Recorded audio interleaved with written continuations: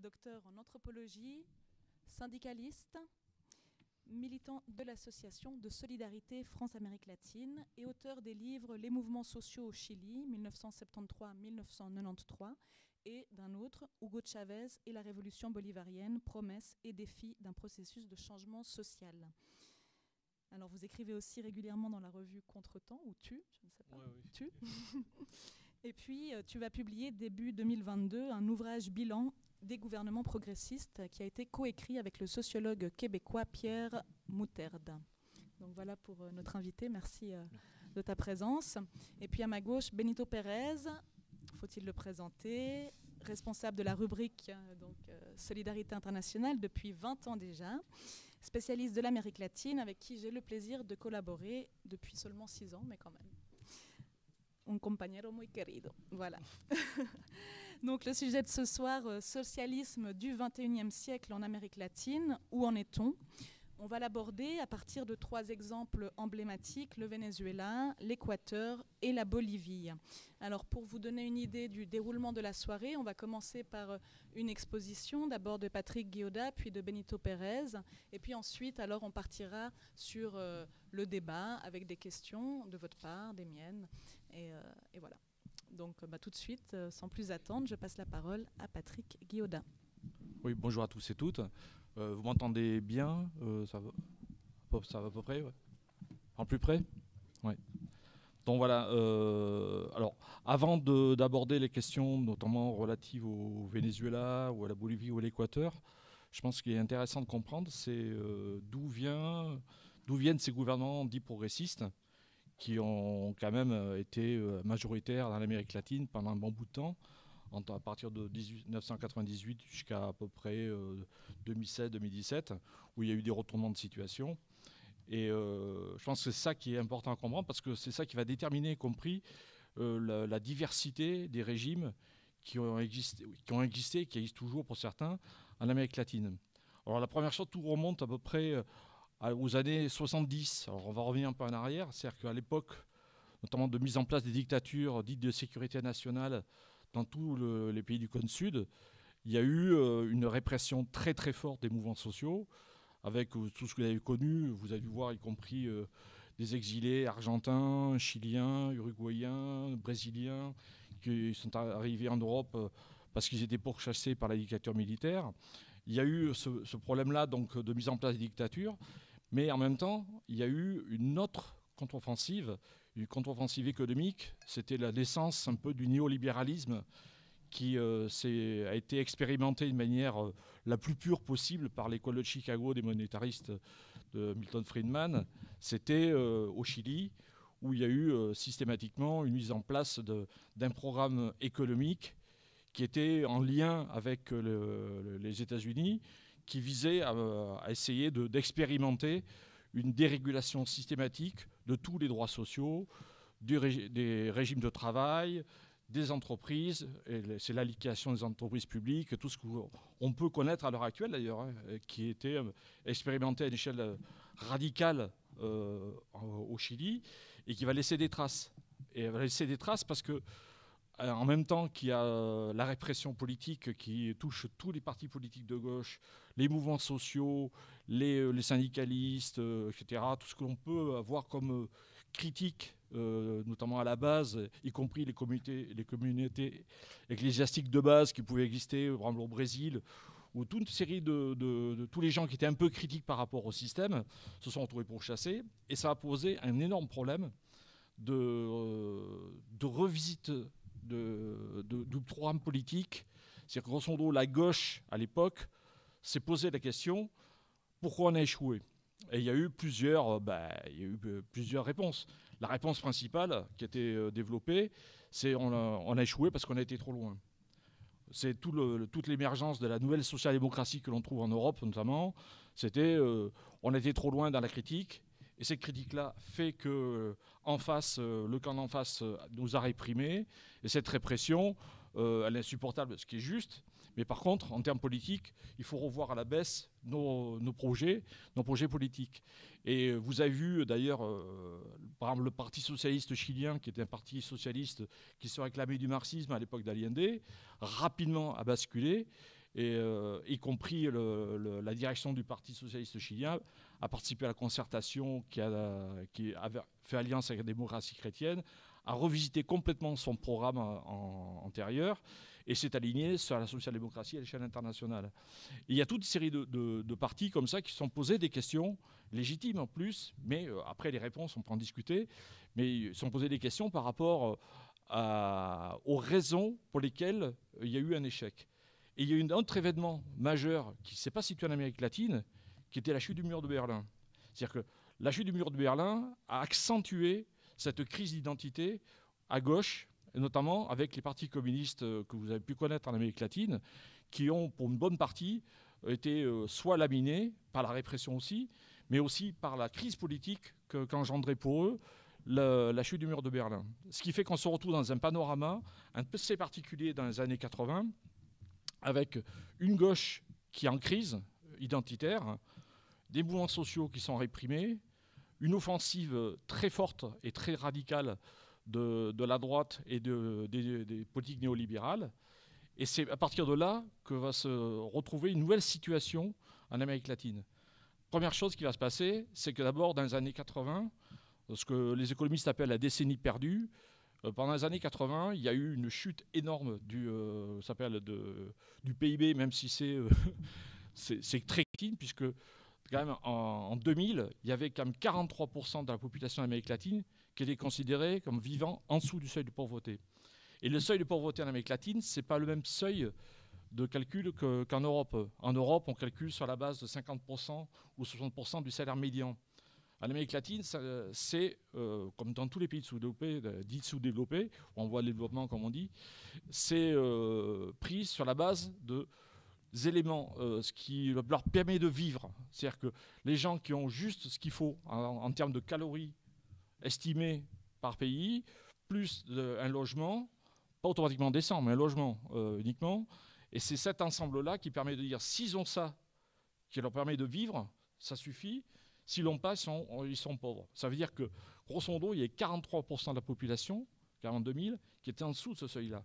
Ce qui est énorme, sachant quand même que, par exemple, pour prendre le cas du Chili, il faudra attendre les années 90 pour retrouver le niveau de vie de 73. Ça donne à peu près une idée de l'état de dégradation des conditions sociales qu'il y a eu. Alors, ce qui se passe, c'est qu'en définitive, le mouvement social, lui, il commence à se recomposer. Les générations évoluent. Il y a toute une série de mouvements qui vont se développer, notamment à partir des années 90. Parce qu'il faut savoir que cette crise des années 80 est une crise très forte, puisque c'est l'époque de l'hyperinflation. Je ne sais pas si vous avez entendu parler, l'Argentine avec 300 millions de pourcents d'inflation en 16 ans. Ça vous donne une idée à peu près ce que ça veut dire. 30 millions pour le Brésil, 16 millions, je crois, c'était d'inflation en 8 ans pour la Bolivie. Enfin, c'est des chiffres énormes. Et bien sûr, les salaires ne suivent pas, par contre. Ça, il ne faut pas se faire d'illusions.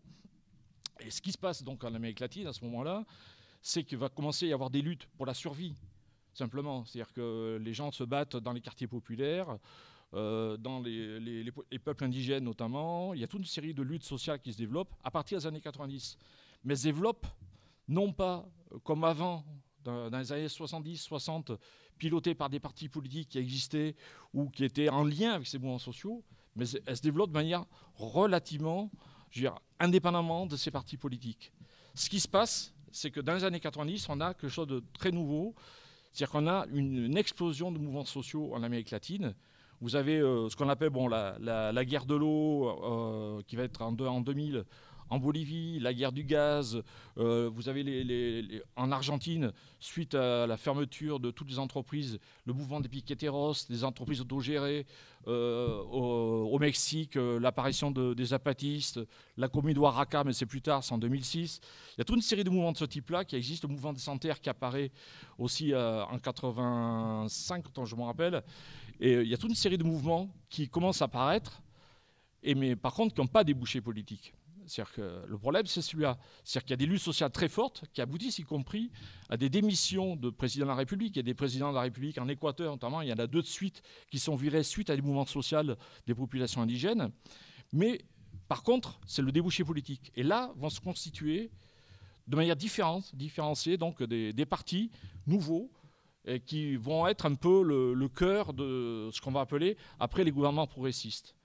Il y a, par exemple, il y a le MAS, voilà, ça s'appelle le Mouvement pour le socialisme en Bolivie, qui lui se constitue par regroupement de différents mouvements sociaux, les confédérations syndicales des paysans, les mouvements des producteurs de coca. Il y a toute une série d'organisations, de mouvements de femmes, notamment de femmes indigènes, qui se mobilisent, qui se regroupent et qui lancent un mouvement politique. Il y a au Venezuela, là c'est un peu différent, parce qu'au Venezuela, il se trouve que c'est un des rares pays où il y a une victoire électorale en 1998 avec Chavez, mais pas précédé de mouvements sociaux victorieux. C'est-à-dire que le mouvement social principal qui a eu lieu au Venezuela, c'est en 1989, c'était ce qu'on appelle le Caracaso, où il y a eu un gouvernement social-démocrate qui a fait tirer dans la foule. Il y a eu à peu près 1 millier de morts, suivant les estimations, entre 700 morts et 1000 morts en quelques jours, avec une liquidation des organisations sociales qui étaient notamment dans les quartiers populaires. Et il y a eu, donc de fait, un réflexe d'autodéfense, de survie. C'est-à-dire que la population était tétanisée par ce qui s'est passé. Mais par contre, dans son bulletin de vote, elle a compris qu'elle pouvait changer des choses. Et ça, c'est assez marrant d'ailleurs, parce que dans d'autres pays, ce n'était pas tout à fait le cas. Et c'est sur cette base-là que le chavisme va se développer en proposant un programme de rupture avec les gouvernements précédents, en disant c'est tous des pourris, donc on veut la lutte contre la corruption, etc., un nouveau régime, d'où une nouvelle constitution, et en même temps, on veut une redistribution des richesses. Sachant que le Venezuela, qui avait été un des premiers producteurs au monde de pétrole à cette époque-là, ce qui était quand même pas rien, et l'argent, notamment la rente pétrolière. Des mouvements sociaux qui, petit à petit, se posent la question du pouvoir et de la question politique. Mais pas au sens, je veux dire, accéder au pouvoir pour avoir le pouvoir, mais au sens noble du terme. C'est-à-dire qu'on ne peut pas rester uniquement dans la critique sociale et en même temps se taper des gouvernements qui appliquent des politiques néolibérales, qui suivent le FMI, etc. Donc à un moment donné, se poser cette question-là. Et dans tous les pays d'Amérique latine, c'était comme ça. Hein. Le Brésil, le Parti des travailleurs, il est né d'une conjonction de l'Église, de la théologie de la libération, les communautés ecclésiastiques de base qui existaient dans les quartiers populaires, plus les métallos, le syndicat de la métallurgie qui était la ceinture ABC de Sao Paulo notamment, dont Lula était un métallo. Il y a toute une série de conjonctions de ce type-là qui vont créer le Parti des travailleurs avec des organisations qui vont rentrer dedans, mais c'est un parti large qui s'est posé cette question-là, c'est-à-dire autour de la campagne notamment pour des élections directes, puisqu'il y a la dictature, tout le mouvement qui a suivi la dictature et qui a compris qui a été avant la fin de la dictature au Brésil, c'était un mouvement pour des élections libres, directes, etc. Et dans ce cadre de ce mouvement-là, il y a toute une série de gens qui ont convergé pour créer le Parti des travailleurs. Et ça, c'est extrêmement intéressant. Et on a à peu près ça partout en Amérique latine, à des échelles plus ou moins importantes en fonction des mouvements sociaux. Par exemple, en Équateur, quand Correa a créé Alianza País, il a fait aussi cette base-là. On rompt avec le régime précédent, qui est un régime corrompu, et on fait alliance avec tous ceux qui veulent travailler pour la modernisation du pays. Lui et Correa, il a fallu qu'il soit dans l'opposition depuis contre Moreno pour qu'il se réclame de gauche. Mais lui-même, à l'époque, ne se réclamait pas de gauche. Il disait « je suis un modernisateur, je veux moderniser le pays, et pour le moderniser, il faut donner la place aux populations qui sont écartées du pouvoir, et notamment les populations indigènes, etc. Et en même temps, il faut essayer de faire un programme de modernisation économique, donc intervention de l'État dans l'économie. » Et ces pays-là donc, sont arrivés avec des histoires assez différentes, mais avec un tronc commun, c'est les mobilisations sociales ont poussé à la création de partis politiques qui sont posés la question du pouvoir de manière un peu différente et qui ne l'ont pas toujours résolu d'ailleurs de manière adéquate. Hein. Mais par contre, il y a une chose qui est certaine, c'est que ces mouvements-là sont, d'un certain point de vue, en rupture par rapport au passé. Par exemple, au Venezuela, vous avez toujours le Parti communiste vénézuélien, des vieux Roland, le Parti communiste vénézuélien qui existe, mais qui n'a pas participé du tout à la création du Parti socialiste uni du Venezuela, qui est le Parti chaviste. Bon, vous avez des partis comme ça qui existent. Vous avez, y compris en Argentine, vous avez le PC, vous avez le PC aussi qui reste au Brésil, mais ils n'ont pas la force, ils n'ont pas l'hégémonie politique qu'ils pouvaient avoir dans les mouvements sociaux dans les années, je veux dire 80, 70, 60, etc. La situation a totalement changé. Et c'est ça qui est important à voir, c'est que c'est dans cette situation-là, donc les questions qui sont posées pour ces régimes, c'est comment on arrive à rompre avec le néolibéralisme. Ils n'ont pas tous apporté les mêmes réponses. Par contre, il y a deux réponses communes qu'ils ont apportées. C'est un, il faut une intervention de l'État au niveau de l'économie pour redresser la barre, parce qu'on ne peut pas compter sur le marché libre et concurrentiel pour pouvoir rétablir une économie qui fonctionne. Deux, il faut une redistribution des richesses. Alors, les pays ne l'ont pas fait de la même manière. Il y a le Venezuela, la Bolivie et l'Équateur ont dit qu'il faut qu'on change de régime pour ça. Donc ils ont proposé un débat autour d'une nouvelle constitution. La nouvelle constitution étant axée sur plusieurs trucs importants qui étaient nouveaux en Amérique latine. C'était la participation des peuples indigènes, ce qui était extrêmement important, notamment en Bolivie et en Équateur, avec une relative autonomie, un débat sur l'autonomie des peuples indigènes. Et ça, c'était nouveau, plus des droits nouveaux qui étaient octroyés à la population, aux salariés, tout ce que l'on veut. Et c'est vrai que ça, c'était une nouveauté. Il y a eu un débat public qui était plus ou moins important, était plus important au Venezuela, par exemple, qu'en Bolivie. Mais il y a eu des débats dans les quartiers populaires, notamment. Pour avoir été au Venezuela, c'était intéressant à voir. Il y avait de véritables discussions dans les quartiers sur la question de la Constitution. Et dans les organisations syndicales, même si au Venezuela, c'est un peu particulier le syndicalisme qu'il y a eu, c'était un syndicalisme très très corrompu, mais il y a eu quand même toute une série de débats qui ont eu lieu et qui ont qui ont accentué la mobilisation sociale. Et grosso modo, entre 5 et 10 ans après l'arrivée au pouvoir, il y a eu un recentrage, quasiment partout. Au Venezuela, bon, c'est très net après l'élection de Maduro, on pourra y revenir d'ailleurs dans la discussion. Il y a eu la même chose en Bolivie, et il y a eu l'affaire de la route de Tipnis, et qui était une affaire c'est construire une route à travers une zone qui était considérée comme étant une zone protégée, donc il nécessitait de consulter les populations indigènes du coin, d'après la Constitution.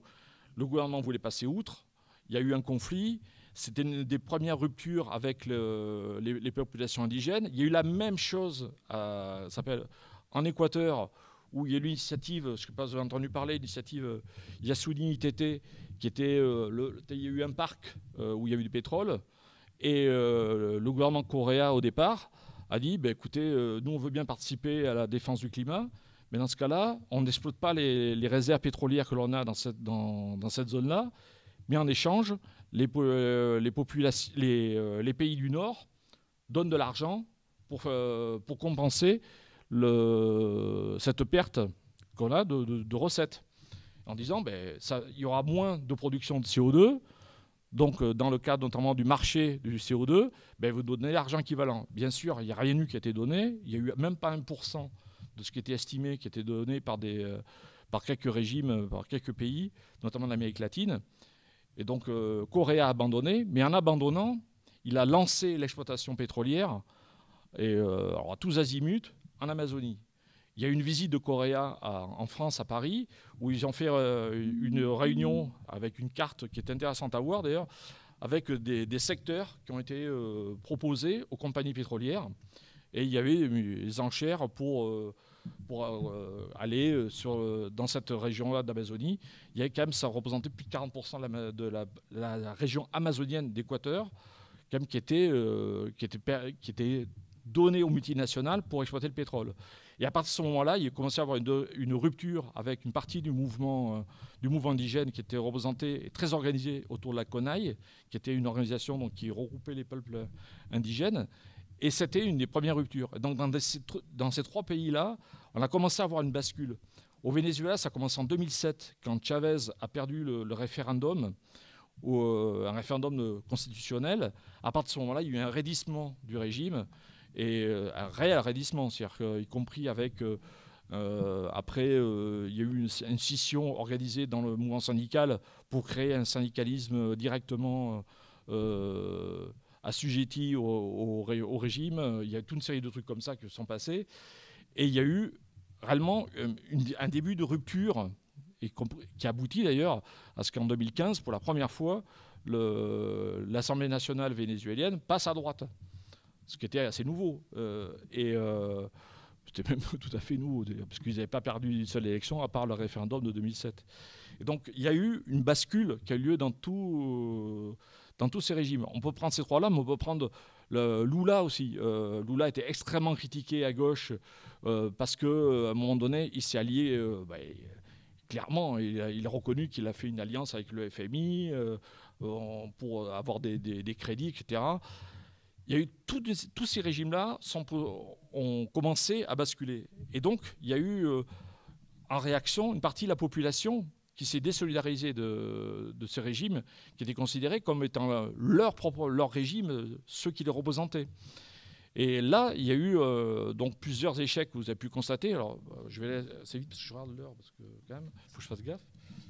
Mais il y a eu quand même plusieurs échecs. Vous avez vu le coup d'État contre Morales en 2019, en Bolivie. Le problème, le coup d'État, il est injuste, tout ce que l'on veut, mais la question qu'il faut se poser, c'est pourquoi il a pu avoir lieu. Et c'est ça le problème. Je prends un exemple. Il y a eu un coup d'État en 2002 au Venezuela. La population a descendu dans les rues. Le coup d'État, il a duré 3 jours. Et en 3 jours, Chavez est revenu. Pourquoi ?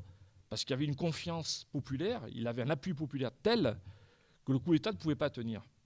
Ça, c'est important. Par contre, quand il y a eu le coup d'État contre Morales, le coup d'État a pu avoir lieu parce que justement une partie de la population commençait à s'écarter du pouvoir. Il faut savoir quand même que la principale centrale syndicale de Bolivie, la COB, la centrale ouvrière de Bolivie, elle a appelé à la démission de Morales. Et y compris elle-même a publié un communiqué en disant qu'elle pense qu'il y a eu tricherie au niveau électoral, bon, ce qui s'est avéré faux après, et elle pense qu'il y a eu tricherie au niveau électoral, et donc elle demande la démission de Morales. Alors avec tout le discours autour, c'est pour sauver le pays, etc., tout ce que l'on veut. Mais enfin, ceci dit, ça montre les tensions qu'il y a pu y avoir au sein, y compris du mouvement populaire, par rapport à des régimes qui étaient censés les représenter. Et ça, c'est lié aussi à un problème fondamental qui est très peu discuté à gauche, c'est la question du pouvoir. Je crois que c'est essentiel parce qu'on peut arriver avec les meilleures intentions du monde au pouvoir. Le problème, c'est qu'est-ce qu'on fait des institutions dans lesquelles on est. Et à force d'avoir des hommes providentiels, parce qu'il y a rarement de femmes providentielles d'ailleurs, mais à force d'avoir ce genre de personnages, on se retrouve dans une situation où le pouvoir est confisqué même par les institutions. Et il y a quand même eu l'anniversaire cette année de la Commune de Paris. C'est quand même intéressant de se rappeler qu'à l'époque de la Commune de Paris, la question du pouvoir a été posée clairement. C'est-à-dire l'élection et la révocation des représentants, tous ces genres de choses-là n'ont jamais été posées dans les régimes progressistes. Jamais. Et quand on parle après de corruption, tout ce que l'on veut, même si c'est monté par la droite, tout ce que l'on veut, mais ça n'empêche que si ce discours-là sur la corruption des élites, y compris progressistes, passe, c'est parce que le pouvoir existe et qu'il est monopolisé par des personnes bien précises. Quand vous avez des partis du gouvernement de Maduro à l'heure actuelle, et de leurs familles qui ont des villas en Floride et qui se baladent dans les villas en Floride, il ne faut pas croire, alors que les gens crèvent la dalle, c'est vrai que ça pose des problèmes éthiques et des problèmes politiques majeurs. Et cette question du pouvoir, à mon avis, elle est centrale pour tous les régimes progressistes et tous les gens qui vont construire un régime progressiste. Parce qu'il y a une chose qui est caractéristique dans le monde, c'est que les gouvernements de gauche, ils tiennent jamais longtemps. Je ne sais pas si vous avez remarqué, vous avez 30 ans, 40 ans, 50 ans, un demi-siècle de gouvernement de droite, mais un gouvernement de gauche, en général, au bout de 10 ans, soi-disant au niveau, parce qu'il faut l'alternance, mais en général, il perd. il faut se poser la question pourquoi. C'est-à-dire qu'on ne peut pas avoir un programme où on dit qu'on représente le peuple, à un moment donné, et confisquer ce pouvoir-là. Et ça, c'est un véritable souci. Et nous, notamment dans ce qu'on est en train d'écrire, et donc qui va apparaître, je peux faire de la publicité, mais on insiste énormément là-dessus. C'est-à-dire que vous avez des régimes très différents. C'est-à-dire le Brésil de Lula, c'est pas l'Argentine de Kirchner, c'est pas le Venezuela de Chavez ou tout ce qu'on veut. Mais tous, ils aboutissent à la même chose. C'est-à-dire qu'à un moment donné, ils aboutissent à ce que le pouvoir, ils estiment que leur pouvoir et leurs décisions sont les seules justifiables et que les critiques de la base sont soit des manipulations de l'impérialisme américain, soit des erreurs. Mais en général, c'est toujours le même discours que vous entendez. Mais les dirigeants ne se trompent jamais, mais par contre, à la base, qu'est-ce qu'ils se trompent? Et c'est un vrai souci. C'est-à-dire que la question, notamment la remise en cause du pouvoir dans les entreprises, elle a été abordée uniquement et un peu au Venezuela. Ailleurs, jamais. C'est-à-dire que la bourgeoisie, elle est dominante du point de vue politique, elle est dominante du point de vue économique surtout. Et quand on ne met pas en cause son pouvoir, c'est sûr qu'elle va rarement faciliter la vie et le travail des gouvernements progressistes, c'est évident. Mais par contre, si on veut arriver à faire en sorte de la neutraliser, au moins au niveau politique, il faut la neutraliser sur le terrain économique. Et pour la neutraliser sur le terrain économique, il y a une seule chose qui est possible. C'est le développement, y compris du contrôle ouvrier, l'autogestion. Ce qu'avaient demandé les syndicats, d'ailleurs, au Venezuela, et quand s'est créé l'UNT en 2003, donc juste après le coup d'État, il y a eu cette demande essentielle en disant il faut à tout prix qu'il y ait l'autogestion et le contrôle ouvrier dans les entreprises si on veut arriver à contrôler cette bourgeoisie-là qui va de toute manière... ou par sabotage ou par tout ce que l'on veut, elle va saboter tout caractère progressiste du régime. Et je crois que ça, c'est extrêmement important parce que c'était abordé au Venezuela, mais ça n'a pas été abordé du tout en Bolivie, et encore pire, en Équateur, c'est encore plus loin, puisque Correa a mis en place des réformes contre le mouvement syndical, qui sont extrêmement dures. Hein. Il faut savoir que si Moreno est arrivé au pouvoir, donc quand Correa a voulu se représenter une troisième fois, il n'avait pas le droit du point de vue constitutionnel. Il a voulu essayer de passer outre, il a perdu. Moreno était présenté comme candidat à sa place. Pour arriver à arracher l'électorat de gauche, notamment les organisations syndicales qui s'étaient détachées de Correa, il a fallu que lui, il dise moi je romps avec l'attitude, avec les lois qui ont été mises en place par Correa, et j'abrogerai toute une série de lois, notamment sur la criminalisation des mouvements sociaux. Il faut savoir que dans le code pénal, les coupures de route, qui sont une tradition en Amérique latine notamment des populations indigènes et des populations paysannes, c'est un truc qui était criminalisé au point qu'il y a eu quand même des syndicalistes qui ont été en tôle pendant 10 ans.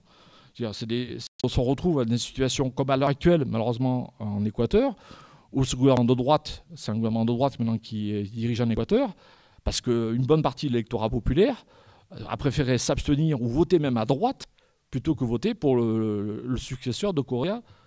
Donc, et ça, c'est vraiment un énorme souci qui mérite au moins une discussion, parce que je ne sais pas comment ça se passe en Suisse, mais en France, il y a toute une série de gens qui ont soutenu Mordicus, Correa et tout ça, ou Chavez, et même Maduro, mais qui oublient une chose, c'est-à-dire que normalement, ces gens-là, ils doivent représenter le peuple qui les a élus, mais pas l'inverse.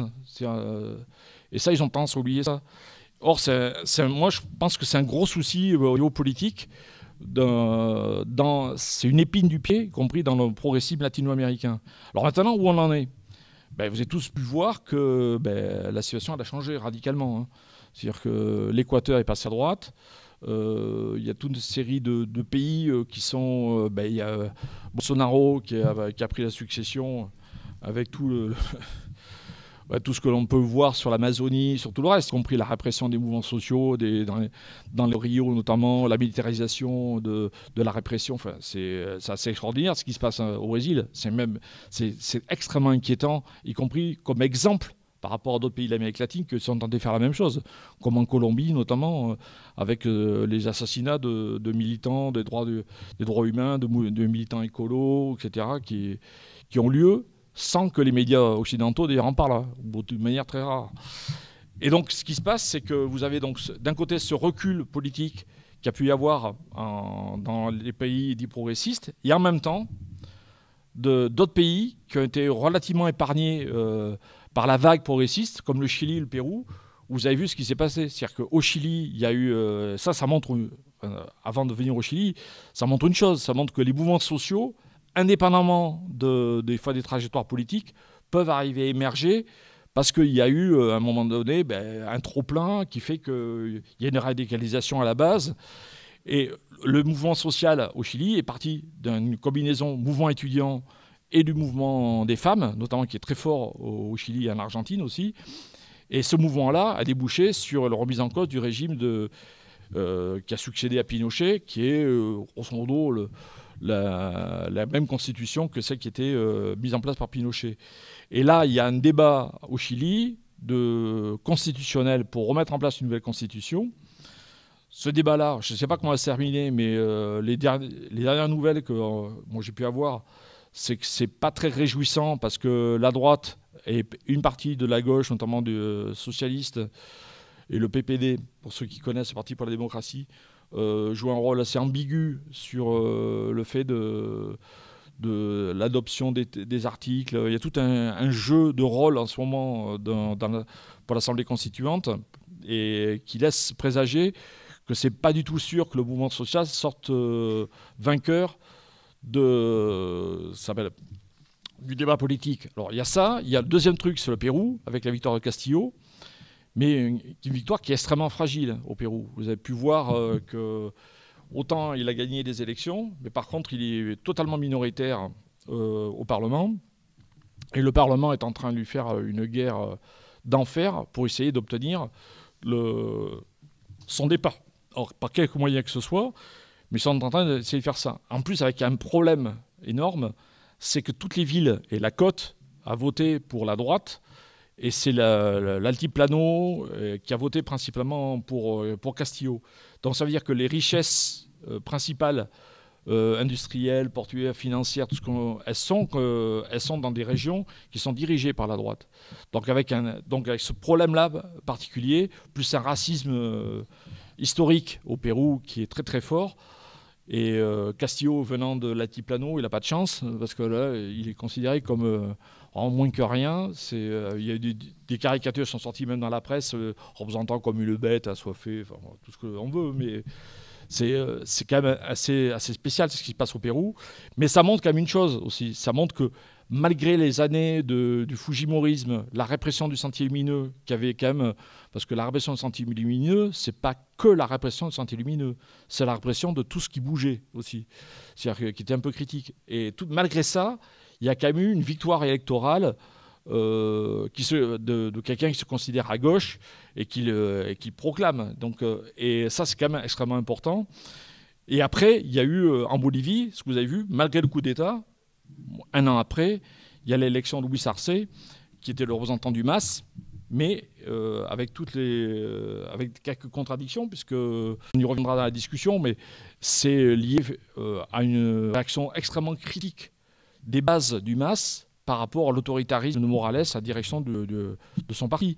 Et ça, c'est un truc à prendre en compte. Et ça rejoint un peu ce que je disais avant, c'est-à-dire qu'à force d'avoir des dirigeants omniprésents et qui considèrent que toute critique est antisociale ou anti, je sais pas quoi, on arrive à ces situations-là où une partie de la population, qui est y compris militante, qui a voté pour ces gens-là, se détache, ce qui est malheureusement, ça ouvre la porte à la droite, comme on a pu le voir en Équateur, et ça ouvre la porte à la droite dans d'autres endroits.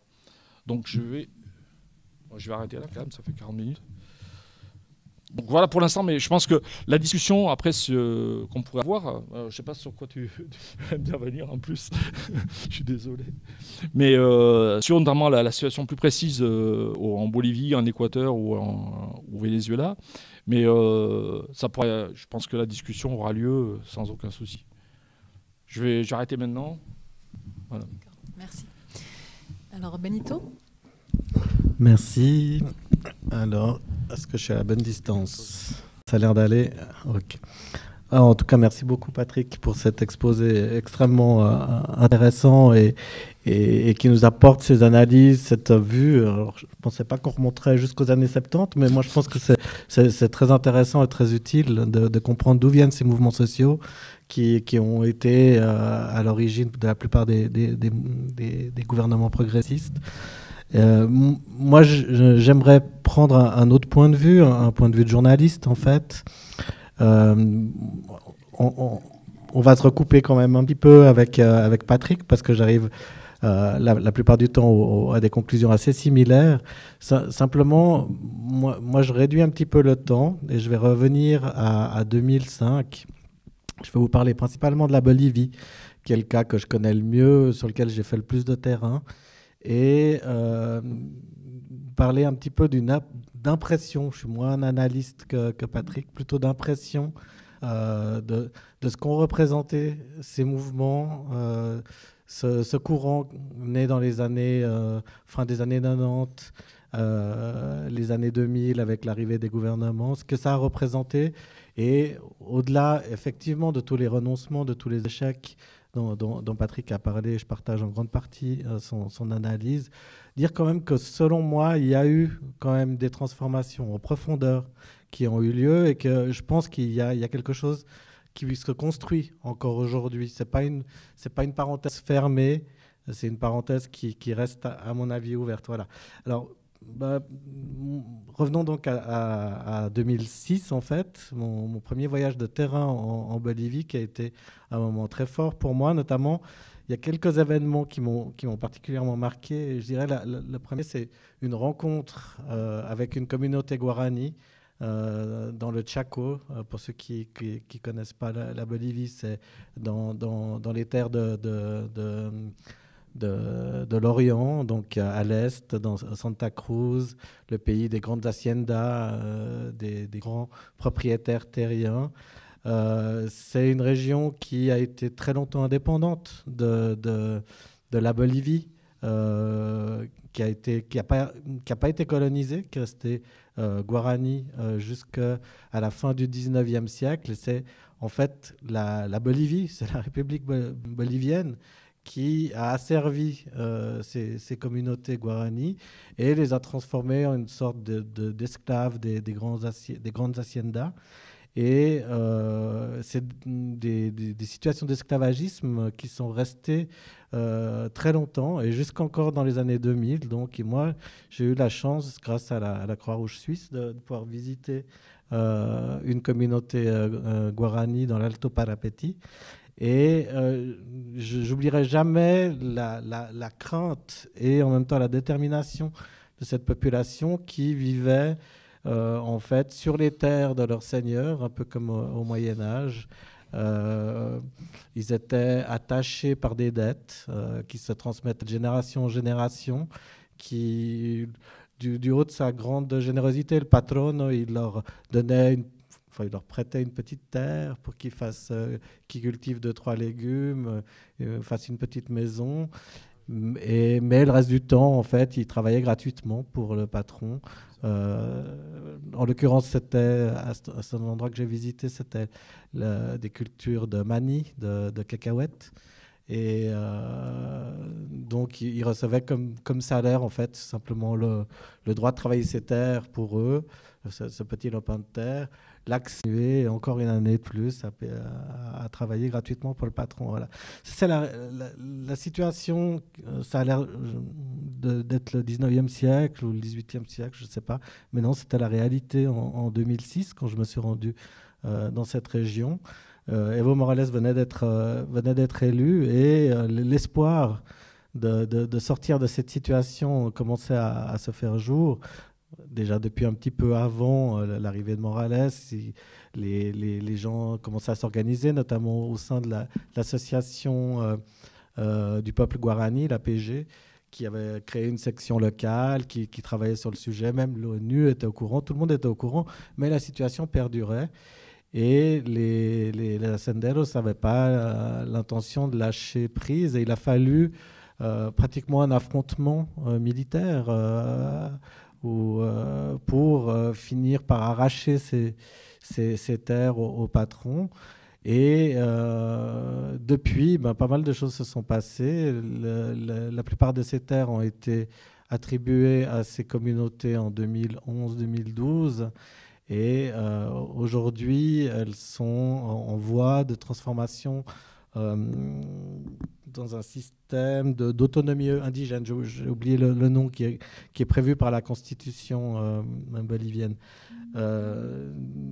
Cette communauté que j'ai visitée était voisine d'un important puits de gaz exploité par Total. Et Total a été obligé de en fait, consulter le peuple, les communautés guarani pour savoir s'ils avaient le droit de continuer. Et ils ont pu mettre en place tout un système pour faire profiter à la communauté, développer la production locale et la création d'une route qui a permis de désenclaver la région. Je me souviens d'être allé depuis Camiri jusqu'à cette communauté. Il y avait peut-être 60 km à faire. On avait mis une journée entière pour l'atteindre. Donc vraiment une région extrêmement enclavée. Maintenant, il y a une route. Et même, en fait, il y a des projets, on va dire, d'écotourisme qui sont en train de naître. Notamment, quand ils ont fait la route, ils ont découvert un sanctuaire guarani et avec l'aide de Total, l'aide contrainte évidemment un petit peu, ils ont fait un livre, ils ont fait un site, voilà. Enfin, pourquoi je vous raconte cette histoire? On dirait un peu un conte merveilleux et tout. C'est juste pour dire la situation est compliquée pour ces gens de cette communauté. Ils ne sont pas devenus riches, ils ont toujours un exploitant de gaz chez eux, ils ont toujours la peine à boucler les fins de mois et à se nourrir correctement. Ils ont une école, mais les centres de santé sont loin, etc. La vie n'est pas idéale, mais il s'est vraiment passé quelque chose. On peut pas... on peut pas, comme ça, parce qu'il y a des limites dans ce processus, oublier qu'il y a vraiment quelque chose d'important qui s'est passé. Et aujourd'hui, ces populations qui n'osaient pas parler aux journalistes qui étaient de passage avec les gens de la Croix-Rouge, aujourd'hui, ces gens-là sont impliqués politiquement. Il y en a qui ont été élus dans des parlements. Don Cornelio, qui nous avait reçus dans son village, aujourd'hui, il est grand capitaine de l'Alto Parapeti, c'est le chef de la région, et bientôt il pourrait devenir le gouverneur si ils deviennent, je ne sais pas quel est le terme exact, mais s'ils deviennent autonomes. Voilà. Donc, je pense que c'est une belle histoire et je pense qu'elle est quand même assez significative d'une prise de pouvoir, une prise de conscience de la population où il n'y a pas de marche arrière. Aujourd'hui, on ne peut pas revenir en 2005. Dans cette région, les gens ne l'accepteront jamais. Ils ont grandi, se sont formés politiquement, ils ont pris confiance. Et alors là, c'est un cas extrême. C'est pour ça que je le prends. Mais il y a plein d'autres cas de ce type-là. Et je pense, je vais pas allonger trop mon intervention, mais je pense que le cas dont tu parlais tout à l'heure du coup d'État est pour moi assez parlant. Effectivement, Morales, à partir de 2011, Nice, mais c'est vrai qu'il y a un certain recul. Mais ce recul, il apparaît surtout à partir de sa volonté de réélection et puis effectivement de cas de corruption qui sont sortis, etc. Cette difficulté à gérer le pouvoir, je vais tout à fait dans ce sens-là, même si la question de la corruption en Bolivie est complexe parce que quelque part, elle est tellement intrinsèque à la vie de tous les jours qu'elle est elle est diversement considérée. On va dire que nous, on peut voir cette corruption. Pour un militant du MAS, il est un peu normal de recevoir un retour d'ascenseur parce qu'il s'investit corps et âme dans la lutte et quelque part, pour lui, c'est aussi un mode d'ascension sociale. Et donc, la question de la corruption, elle est quand même particulière en Bolivie. Mais ceci dit, effectivement, il y a quand même constitution malgré le caractère quand même démocratique du MAS, qui est composé de mouvements sociaux qui peuvent imposer leur volonté au gouvernement. Il y a eu quand même une forme d'autoritarisme de la part du gouvernement. Il y a eu un décrochage. En plus, il y a eu aussi évidemment des difficultés économiques, la baisse des prix des matières premières, etc., et donc des revenus de l'État aussi, l'épuisement de certaines ressources gazières et pétrolières, parce qu'on fait moins de découvertes aujourd'hui qu'avant et que la compagnie pétrolière peine à maintenir ses revenus. Tout ça a fait qu'effectivement, il y a eu un petit décrochage dans l'opinion vis-à-vis d'Evo Morales et du MAS. Et très probablement que la réussite du coup d'État de 2019, la passivité, on va dire, un peu de la population, elle est due un peu à ce désenchantement-là. Mais, c'est que quand la droite est revenue au pouvoir et que les gens ont pris conscience que c'était la même bourgeoisie raciste qui n'avait pas changé depuis 2005, qui revenait au pouvoir et heureusement que des gens comme Camacho, Murillo, pour ceux qui le connaissent, ont le sens politique d'une carpe. Ça a permis que les gens prennent conscience, sans compter la répression, évidemment, très dure, hein, les morts de Senkata, etc. Ça a permis de prendre conscience à la population que cette droite était toujours la même et que finalement, ça ne s'était pas si mal passé pendant ces années de gouvernement du MAS. Et le triomphe, même si effectivement les régionales se sont moins bien passées, le triomphe d'Arce en 2020 montre bien que l'héritage des gouvernements Morales, avec toutes les limites, il est là, et que la Bolivie de 2020-2021, c'est plus la Bolivie de 2005. Il s'est passé quelque chose, le peuple a grandi, et il se laissera, et il construit là-dessus. Et c'est quelque chose qu'on peut élargir à d'autres pays. Parce que même si c'est vrai que, voilà, en Équateur, le candidat du parti de Correa a perdu l'élection, il faut quand même prendre conscience qu'il y a eu une dure répression contre les militants de ce parti depuis 2017 sous Lénine Moreno. Il y a eu une persécution judiciaire d'un certain nombre de militants. Leur leader historique a été empêché de revenir au pays. Ils avaient tous les médias contre eux.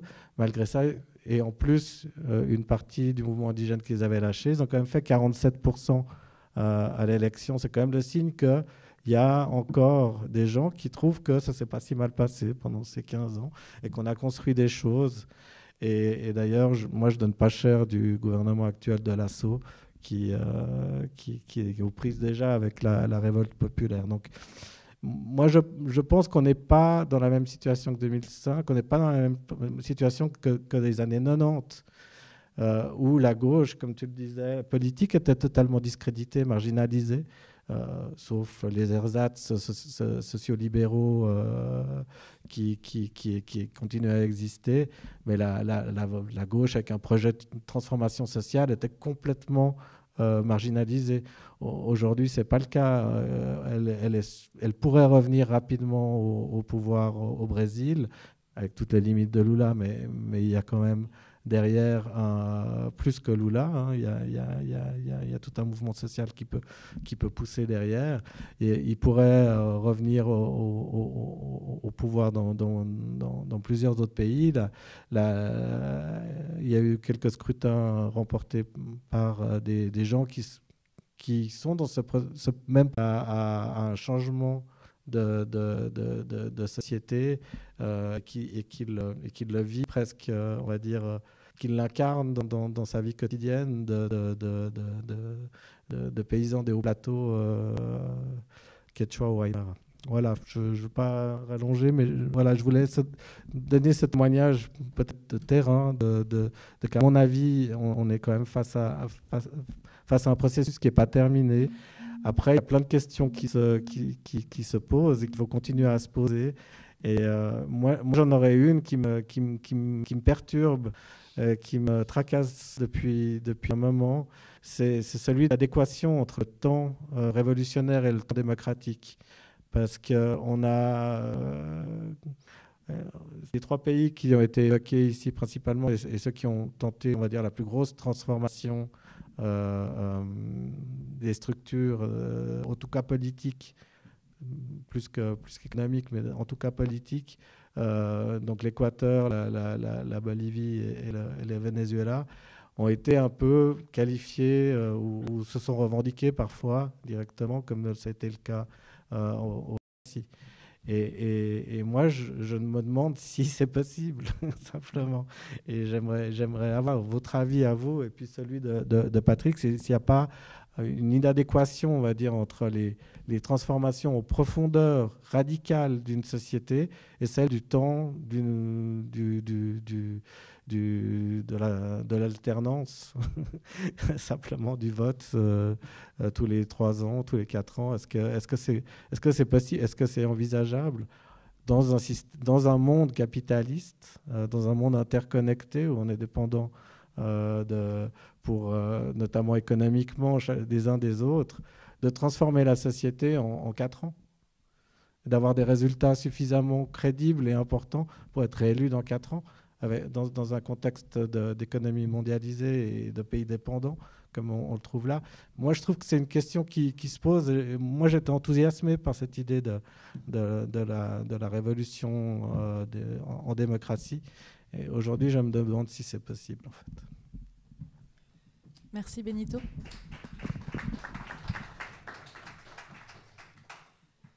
Alors, c'est marrant, c'était aussi ma question. J'ai noté la révolution démocratique vs révolution armée qui soumet donc un capitalisme par force, comme c'est le cas à Cuba, par exemple.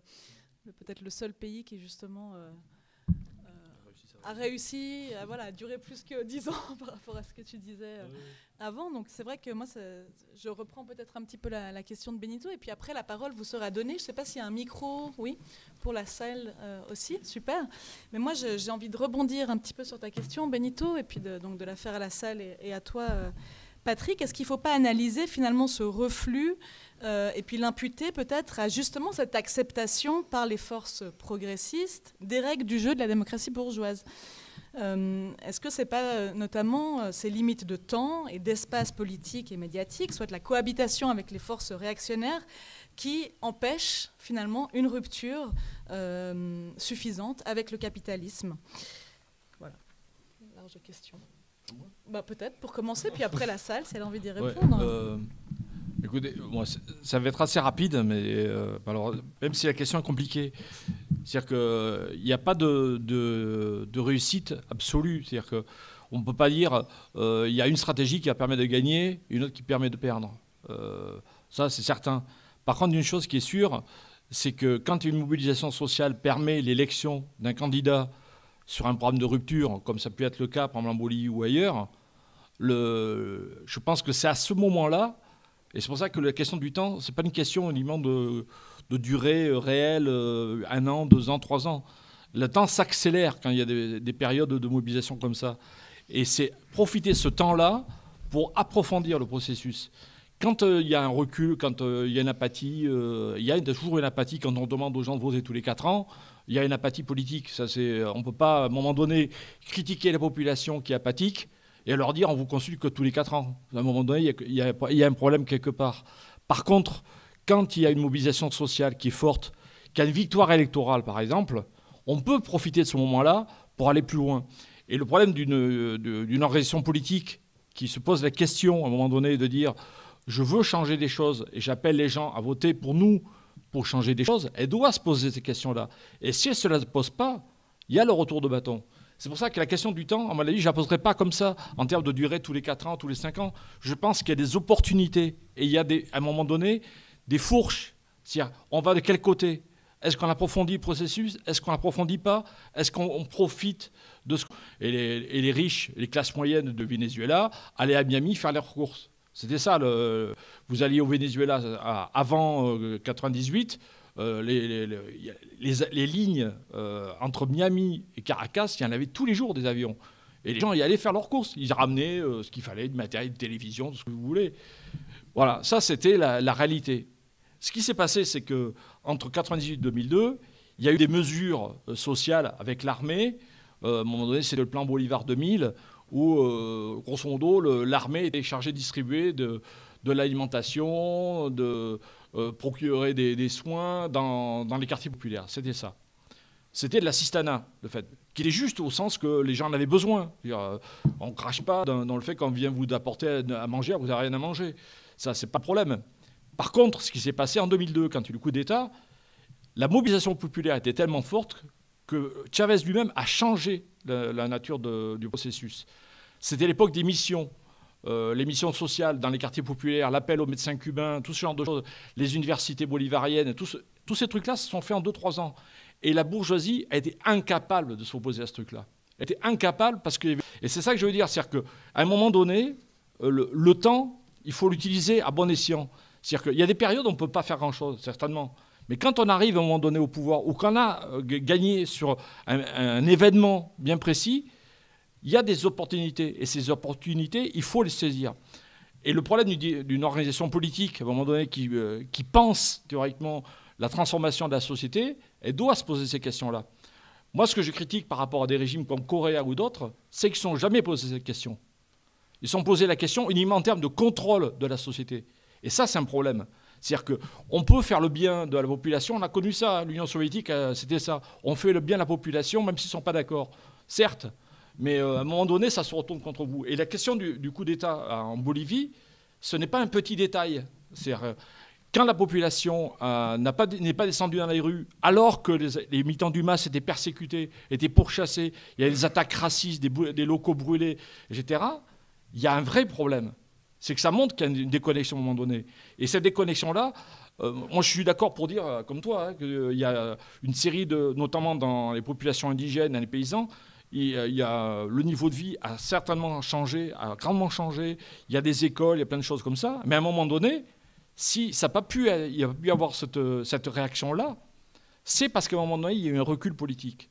Il n'y a pas eu d'opportunité qui est saisie par le gouvernement pour transformer le processus. Et je veux venir aussi sur un autre truc qui est, pour moi, essentiel. Aucun gouvernement ne s'est attaqué au pouvoir de la bourgeoisie dans les entreprises. Jamais. Ils ont nationalisé des entreprises, mais ils ont mis en face des gérants qui souvent ont été condamnés après pour corruption, pour un excès de pouvoir. Il y a eu plein de grèves, même au Venezuela, dans les entreprises qui étaient nationalisées, parce que les gérants de ces entreprises-là, c'était soit des incapables, c'est des gens du clan, en bref, soit c'était des gens qui ont foutu plein leur Porsche. Ça, c'est un vrai souci. C'est-à-dire qu'ils n'ont jamais posé la question de ce pouvoir-là. Comment on dégomme le pouvoir de la bourgeoisie réellement dans les entreprises? Et ça passe par quoi? Le contrôle ouvrier, l'autogestion. Le gouvernement, qui s'appelle le gouvernement Chavez, a eu la possibilité de le faire.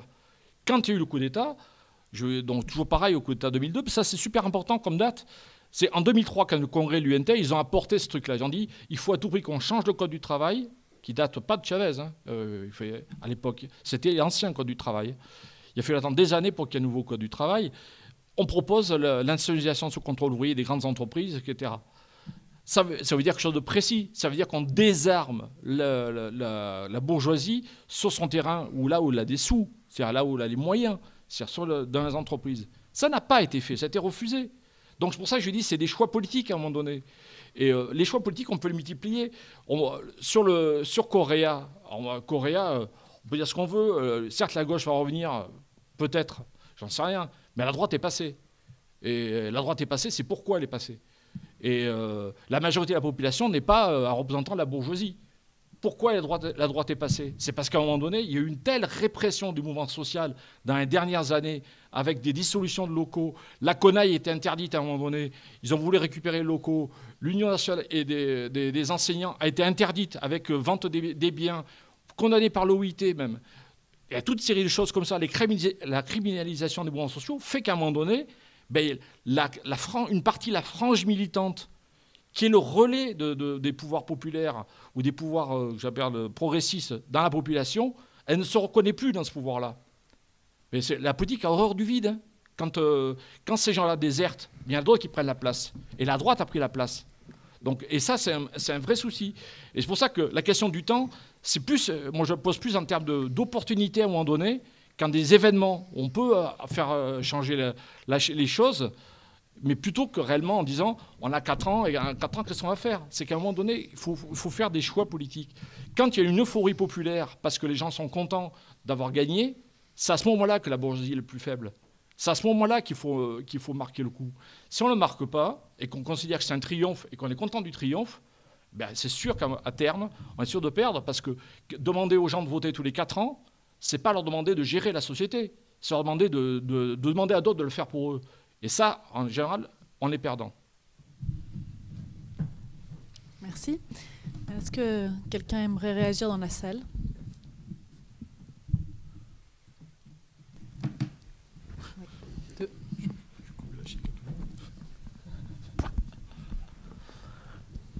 J'ai une autre question, mais qui rejoint celle qui vient d'être posée et qui a trait aux zapatistes.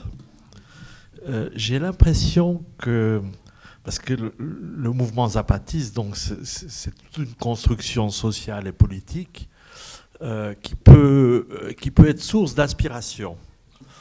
Et d'après ce que vous dites, j'ai l'impression que ça n'a pas tellement fait d'émule en Amérique latine et que, au fond, les mouvements de gauche, les mouvements sociaux en Amérique latine sont restés sur une ligne assez classique, si je peux dire, par opposition aux zapatistes qui sont tout sauf classiques. Qui veut réagir? Benito? Oui. Moi, je ne suis pas tout à fait d'accord. Je pense qu'il y a... je pense qu'on idéalise beaucoup les zapatistes en Europe. Finalement, les zapatistes, qu'est-ce qu'ils font concrètement? Ils ont créé des autonomies paysannes, locales, et ils vivent selon leurs règles et ils collaborent entre communauté paysanne, et puis il y a tout un développement, on va dire, social et humain à l'intérieur, le développement droit des femmes, etc. Il y a plein de choses extrêmement positives. Mais si on regarde ce qui existe dans les communautés indigènes en Bolivie, on n'est pas très loin. On a simplement l'État bolivien reconnaît ces autonomies. Il les encourage, la Constitution les reconnaît, alors que le Mexique ne le fait pas vis-à-vis des zapatistes. Et que la lutte des zapatistes, c'est pour faire reconnaître ces autonomies. Chose qui existe déjà en Bolivie. Maintenant, on peut pas... Enfin, moi, je trouve que c'est un modèle de développement qui a sûrement son intérêt, mais il ne peut pas être généralisé. La plupart des habitants à la campagne en Bolivie n'aspirent pas à ça. Il faut juste être aussi conscient de ça. On a parfois une vision un peu idéaliste de ce genre de vie en communauté, mais ce n'est pas forcément l'idéal de ces gens-là. Du coup, c'est aussi à eux de s'organiser. Et d'ailleurs, en Bolivie, les communautés qui passent en TCO et ensuite en autonomie indigène votent dessus. Il y a un processus électoral et il faut qu'il y ait une majorité de la communauté qui soit favorable à passer à ce type de régime communautaire pour qu'il soit mis en place. Donc, moi, je ne suis pas un grand spécialiste des zapatistes, mais je n'ai pas l'impression qu'ils ont forcément quelque chose de beaucoup plus que ce qui existe dans ces communautés, en tout cas dans celles que je connais. Et que même si j'apprécie, je ne veux pas non plus imaginer que c'est un modèle de développement absolu, quoi. Patrick, tu souhaites réagir aussi sur cette question? Je veux bien, mais juste sur le zapatisme, moi je suis pas trop d'accord avec ce que tu viens de dire. Non pas parce que, effectivement, je suis d'accord sur le fait que les populations indigènes dans d'autres pays ont un fonctionnement à peu près identique, notamment en Bolivie, et même y compris en Équateur d'ailleurs. Il y a eu le même phénomène d'ailleurs. Et par contre, il y a une chose que les zapatistes ont et développent, c'est une vision de l'internationalisme qui est largement supérieure à l'indigénisme qui peut exister notamment dans des populations, par des parties indigènes, notamment comme Pachakutik ou d'autres d'ailleurs. Et ça, c'est quand même quelque chose d'extrêmement différent. C'est-à-dire qu'il y a une vision internationaliste des luttes, c'est-à-dire qui ne se limite pas aux communautés indigènes. Je ne sais pas si vous avez vu d'où les appels de la forêt de Lacandon, et il y a quand même toute une série une rhétorique forte pour unifier les luttes sociales à l'échelle planétaire. Alors c'est vrai que c'est un truc utopique parce que le zapatisme, vu ce qu'il représente d'un point de vue militant, c'est extrêmement... Les services de santé, il y a toute une série de trucs comme ça. Moi j'étais notamment un endroit qui est connu pour ceux qui connaissent les zapatistes, le CIDECI, le Centre de développement intégral qui s'appelle dans le Chiapas, et qui est un truc piloté indirectement par les zapatistes, où il y a toute une série de formations, notamment qui sont développées, et avec un objectif de lien et de retour à la communauté. C'est-à-dire que les gens tournent, c'est-à-dire qu'ils font des formations sur certains secteurs, après ils vont enseigner eux-mêmes dans la communauté pour que les gens soient autonomes, qui envoient d'autres personnes, etc. Il y a toute une série il y a une réflexion politique sur comment partager le savoir, comment partager le pouvoir, qui n'est pas, je veux dire, un héritage culturel automatique, qui est même dans les populations indigènes, où il y a effectivement, certes, il y a des cabildo abierto, des trucs comme ça, qui existent, mais il n'y a pas une réflexion aussi poussée que chez les zapatistes. Alors, après, il y a des limites. Moi, je reconnais, il y a toute une série de limites, notamment sur le fait que le ZLN, quand elle prend ses décisions, elle ne consulte pas tout le monde. Et compris pour ceux qui ont connu ça en leur temps, quand ils avaient voulu créer une organisation nationale qui s'appelle le Front Zapatiste de Libération Nationale, dans un bulletin intérieur, le premier bulletin intérieur qui était écrit du FZLN, c'était qu'il était interdit de critiquer la position de ZLN. Donc c'est un problème quand même. C'est pour ça qu'effectivement il y a des limites au zapatisme. Donc pourtant c'est extrêmement intéressant. Alors pourquoi les zapatistes n'ont pas de lien avec les autres forces? Il faut savoir qu'ils ont demandé à adhérer au Forum de Sao Paulo, qui est le forum qui regroupe les partis de gauche en Amérique latine. Mais pour adhérer au Forum de Sao Paulo, il faut que les partis d'un pays soient tous d'accord pour intégrer l'autre. Or, le PRD, à l'époque, le Parti Révolution démocratique, qui était la gauche, qui est au Forum de Sao Paulo, a refusé que les zapatistes participent. Ce qui fait que les zapatistes n'ont jamais été inclus au Forum de Sao Paulo. Donc, c'est pas un détail, c'est-à-dire que ça a quand même fermé énormément la possibilité pour eux de s'exprimer à l'échelle continentale. Voilà. Deuxième truc par rapport au Mexique, il y a un autre phénomène quand même qui était important et qui montre que la gauche des fois passe à côté, c'est la commune Oaxaca. En 2006, il y a eu un soulèvement à la ville de Oaxaca, on l'appelle historiquement la commune Oaxaca, et il y a eu un soulèvement à partir des enseignants qui fait que la ville était couverte de barricades pendant des mois. Ils ont été obligés d'envoyer l'armée pour réprimer avec une assemblée populaire des peuples de Oaxaca, et qui a perduré pendant des mois et des mois avec les représentations des populations indigènes, des femmes, des quartiers, enfin toute série de trucs comme ça.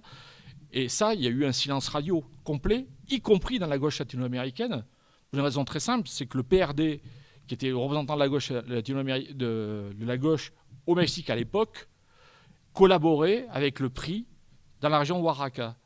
Et donc ils ont fermé leur gueule, et ce qui fait qu'il y a eu un gros souci au niveau de l'extension de la solidarité par rapport à la commune de Oaxaca dans l'ensemble du pays. Donc voilà, c'est pour dire que c'était en 2006, la commune de Oaxaca.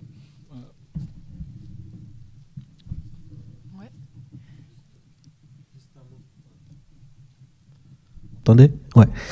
Juste un mot pour compléter ce que je disais tout à l'heure, parce que ça me paraît important.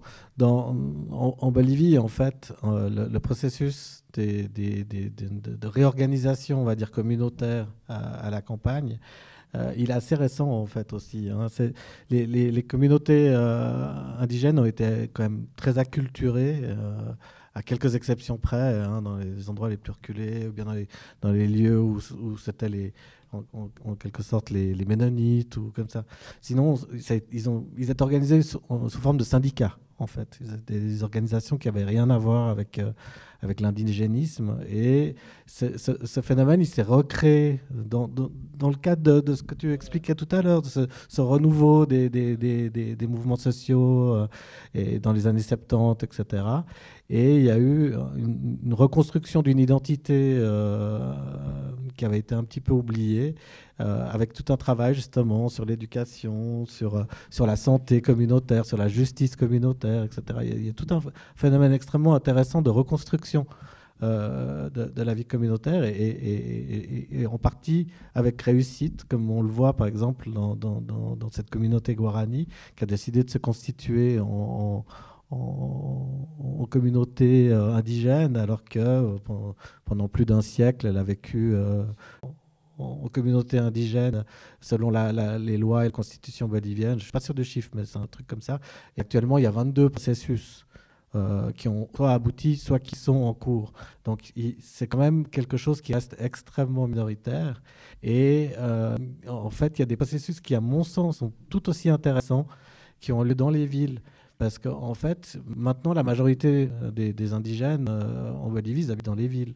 Et c'est là qu'il y a des expériences de reconstruction de vie communautaire et d'expériences productives communautaires, etc. Alors, elles sont différentes de celles qu'on a connues à la campagne, etc. Déjà parce que, voilà, pour beaucoup de ces gens, ça remonte à des expériences qu'ils n'ont pas vécues. C'est des choses qui étaient antérieures à leur naissance. Mais avec le noyau familial, au sens élargi du terme, il y a des tentatives de reconstruction de vie communautaire. Et je ne sais pas si des gens connaissent le livre de Franck Poupeau, Altiplano, je vous le conseille.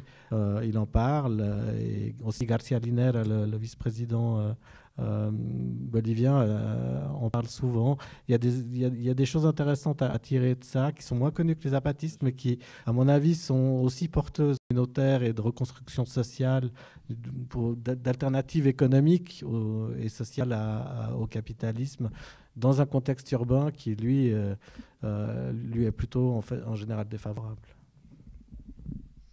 Merci Benito. Oui.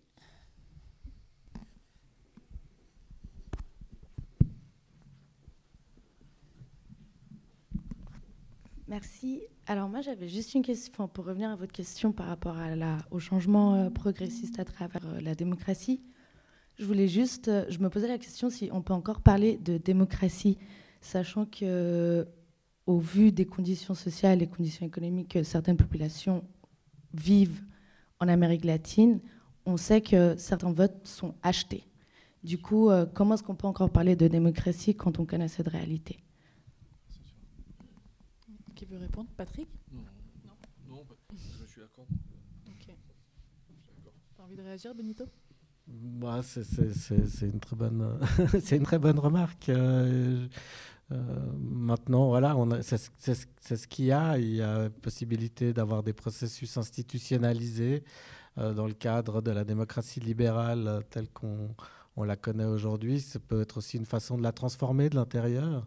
On voit qu'il y a eu quand même des succès. Il y a eu quand même des gens qui ont réussi, malgré toutes ces difficultés, à créer ce rapport de force. Moi, j'ai été très marqué par une expérience personnelle. Ce soir, je me livre, je vous raconte mes histoires. En fait, je suis allé avec un camarade qui est là dans la salle couvrir et puis en même temps observer les élections au Guatemala en 1999. Tu me corrigeras si je me trompe. Et effectivement, on était envoyés dans des petites des petits villages où il y avait un processus de vote. Et on voyait bien que tout ça était pipé, quoi, que les gens avaient reçu consigne de voter pour tel ou tel, et puis que l'observateur du parti de l'URNG, donc du parti de l'ancienne guérilla qui était devenu un parti légal, osait même pas rentrer dans le local de vote. Il était terrorisé, que je l'accompagne ou pas, il ne voulait pas y aller, quoi. Donc ça, c'est des phénomènes qui existent, hein. Il faut pas les nier, il faut au contraire les faire reconnaître. Mais on peut aussi voir qu'il y a eu des constructions qui ont... certains de ces gouvernements dont on parle ce soir ont permis d'amener des gens vers la pratique politique, vers le vote, même si malheureusement il y a eu des énormes reculs. Mais par exemple, au Venezuela, quand Chavez a été élu pour la première fois, il a été élu par 3 millions de Vénézuéliens.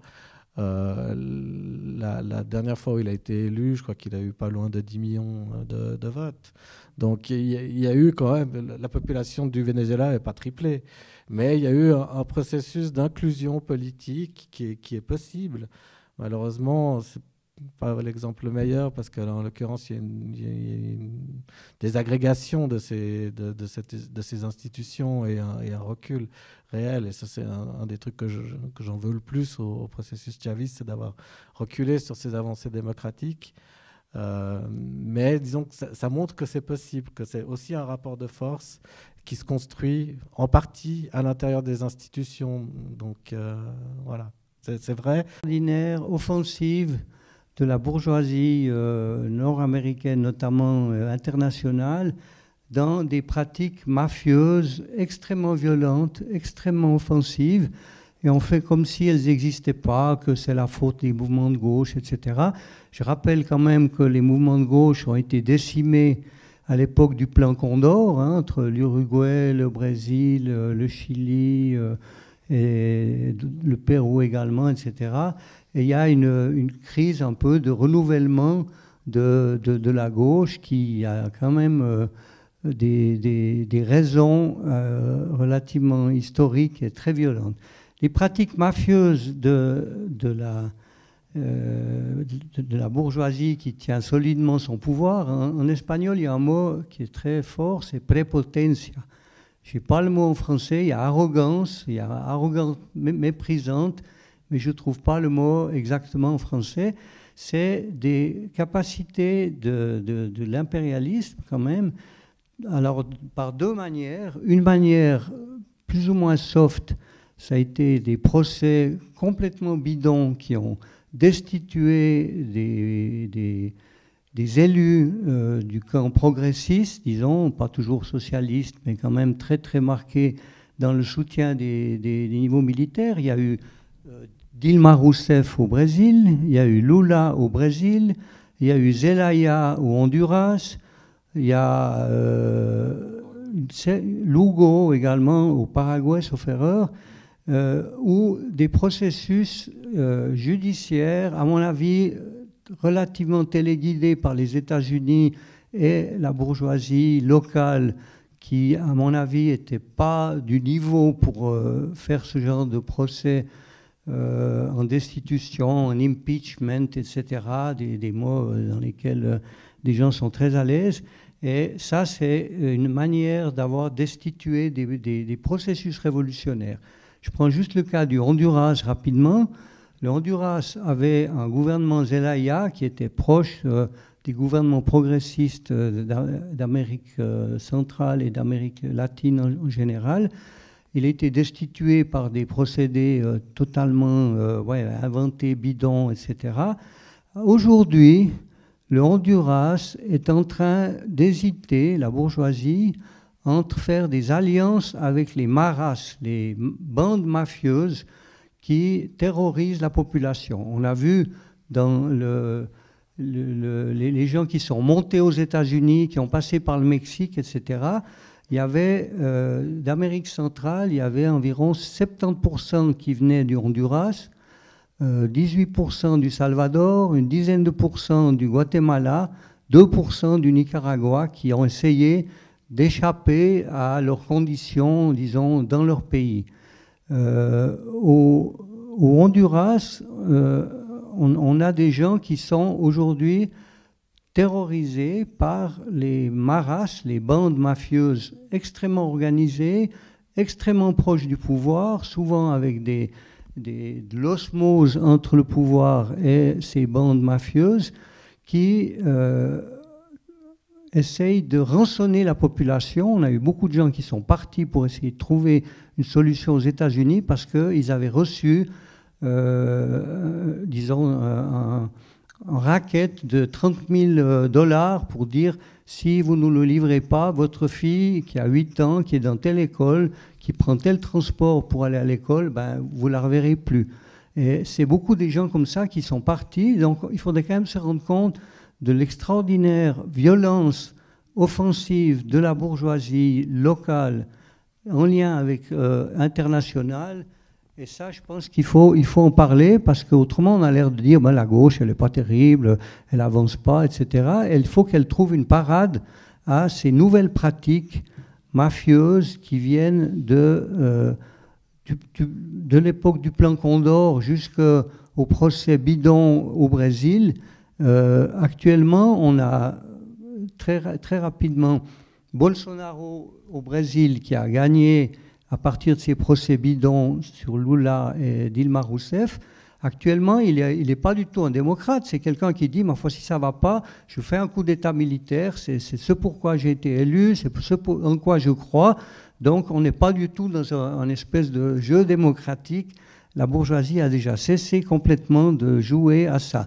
Lasso, le dirigeant de l'Équateur, est en plein dans les Pandora Papers. Je crois que Correa a été licencié de son poste de chef d'État parce qu'il avait 1 000 $ pas clairs sur des comptes bancaires, etc. À partir de là, un procès très, fourbe, si on veut, a été lancé contre lui de la domination des bourgeoisies latino-américaines en lien avec les États-Unis qui ne sont pas du tout en train de dire « nous, on est les chantres de la démocratie » parce que à tout moment, ils peuvent déroger par des procédés judiciaires ou militaires ou mafieux. La dernière chose que j'aimerais citer, c'est Elon Musk, donc le pape du lithium et des batteries, etc. Quand on lui a posé la question au moment du premier coup d'État, le coup d'État en Bolivie, on lui a dit « est-ce que vous pensez normal de renverser un dirigeant élu à cause de problèmes de gisement, lithium et autres. » Il a dit, on renverse qui on veut, monsieur. Donc ça, c'est la réponse d'Elon Musk. Et je crois qu'on en est là. Et il faudrait introduire dans les exposés, s'il vous plaît, l'offensive extraordinaire de la bourgeoisie internationale, qui est aussi pour quelque chose dans les difficultés de la gauche. Merci. Merci. Tu veux réagir, Patrick ? Moi, je veux bien réagir parce que je suis tout à fait d'accord avec ce que tu dis sur ça. Mais ça prouve une chose, au moins. C'est qu'une gauche qui veut récupérer les institutions telles qu'elles sont sans les transformer, elle est vouée à l'échec. Et c'est tout le problème. C'est-à-dire que, justement, ce que tu dis, c'est que les institutions existantes, c'est-à-dire l'Assemblée nationale, la Cour de justice, tout ce genre de choses-là, ont destitué. Mais pourquoi ils ont destitué ? Parce que ces institutions-là, elles sont au service de qui ? On est d'accord, là. Je crois qu'on est à peu près d'accord. Elles sont au service de la bourgeoisie, et c'est eux qui les ont mis en place. La démocratie parlementaire telle qu'elle existe, elle sert avant tout de thermomètre. Mais croire que la bourgeoisie va céder le pouvoir calmement et céder ses richesses, c'est une illusion, on est d'accord. Mais pas qu'en Amérique latine, hein, partout dans le monde, même en Europe. Il ne faut pas se faire d'illusions non plus. Hein. Et donc, ce qui veut dire une chose, ça veut dire que si un régime progressiste ne prend pas en compte cette dimension-là, le fait qu'il a des institutions qui lui sont de toute manière hostiles, ben, à mon avis, il est voué à l'échec. Et c'est tout le problème. Et quand on discutait tout à l'heure sur qu'est-ce que devrait faire, entre guillemets, un gouvernement de gauche en Amérique latine ou ailleurs, d'ailleurs, c'est la même chose. Elle doit se poser la question de ces institutions-là. Mais le problème, c'est qu'elles ne se le sont jamais posées. Elles ont considéré qu'en changeant de personnel, ça suffisait. Mais malheureusement, ça n'a jamais changé les choses. Quand on parle effectivement de l'Amérique centrale, alors l'Amérique centrale, c'est la chasse gardée. On sait que depuis longtemps, au niveau des États-Unis, l'Amérique centrale, c'est une mer intérieure. Hein. La mer des Antilles, c'est considéré comme ça par les États-Unis. Donc, il n'y a pas une tête qui doit dépasser. Le nombre de coups d'État, Grenade, Guatemala, tout ce que l'on veut, il y en a eu à l'appel. On est d'accord. Ceci dit, quand on parle du Chili, quand on parle de l'Argentine, quand on parle du Brésil, c'est plus exactement la même situation qu'en 70. Les premiers partenaires de ces pays-là, c'est la Chine maintenant. C'est plus les États-Unis. Alors, je ne vais pas dire que c'est mieux, hein, parce qu'ils ont la même pratique. Hein. Mais quand une entreprise chinoise vient, par exemple, comme ils viennent notamment en Équateur, ils viennent pour faire des affaires, ils ne viennent pas pour établir la démocratie, ça se saurait. Donc, le problème qu'il y a, c'est les gouvernements de gauche que l'on veut mettre en place, qu'est-ce qu'ils font avec ces institutions? Et moi, je n'ai pas de réponse toute prête, mais par contre, une véritable démocratie devrait se poser cette question-là. Une véritable mobilisation populaire, implication du peuple, comme on dit, puisque les démocraties aiment bien dire qu'elles sont populaires, qu'elles sont soutenues par le peuple, mais ça serait bien que le peuple se pose cette question-là et que ces partis politiques disent, voilà, ces institutions-là, elles ne sont pas à notre service, qu'est-ce qu'on en fait? Est-ce qu'on les démantèle? Est-ce qu'on fait autre chose? Et qu'est-ce qu'on fait? Mais ça, c'est une question qui est compliquée, parce qu'on a pris l'habitude depuis un siècle de dire que la démocratie, c'est un acquis. C'est un acquis, oui et non. Voilà. Oui, au sens qu'on peut parler comme ce soir. Mais malheureusement, si on veut transformer les choses, c'est pas sûr qu'on parle longtemps. Et c'est tout le problème de cette démocratie-là, telle qu'elle nous est imposée à l'heure actuelle. Et quand un régime progressiste arrive au pouvoir, moi, à la limite, cette question-là, il doit se la poser. Mais malheureusement, je vous dis, il ne se la pose pas. Et c'est tout le problème. La transparence des comptes, par exemple, l'ouverture par exemple, une vieille revendication de gauche qui existe, les socialistes du début du XXe siècle posaient la question-là. L'ouverture des livres de comptes, etc. C'était une revendication, pourquoi? Pour contrôler justement ce genre de choses. La finance, où elle va, qu'est-ce qu'elle fait? Mais quels sont les gouvernements progressistes qui l'ont fait? Aucun. Et il y a tout ça. Alors après, c'est sûr de dire, oh, ils m'ont accusé injustement d'avoir détourné des sous. D'accord, mais qu'est-ce que vous avez fait pour rendre transparent la finance? Rien. Je prends un exemple, 2008, crise financière. Il y a une réunion, j'ai participé à cette réunion-là, je trouve, avec une réunion des économistes en Amérique latine, à Caracas pour discuter des suites de la Il a laissé toutes les banques privées, il en a suivi 3 banques, celles qui étaient en faillite. C'est-à-dire qu'il les a payées. Mais toutes les autres banques sont restées privées. Après, il y a eu spéculation. On a envie de dire, mais à qui la faute? Il y avait des économistes tout autour qui venaient de toute l'Amérique latine qui disaient non, il faut à tout prix faire un pôle public. Et y compris, il y avait des économistes brésiliens qui disaient Lula a fait l'erreur de laisser les banques intactes sans y toucher, il ne faut pas faire pareil maintenant. Ils n'ont rien fait. Donc, moi, je veux bien qu'on dise c'est la faute aux US, c'est la faute à ceci. Mais à un moment donné, quand il y a des opportunités, on les saisit. Et quand on ne les saisit pas, c'est qu'on ne veut pas. D'autres interventions?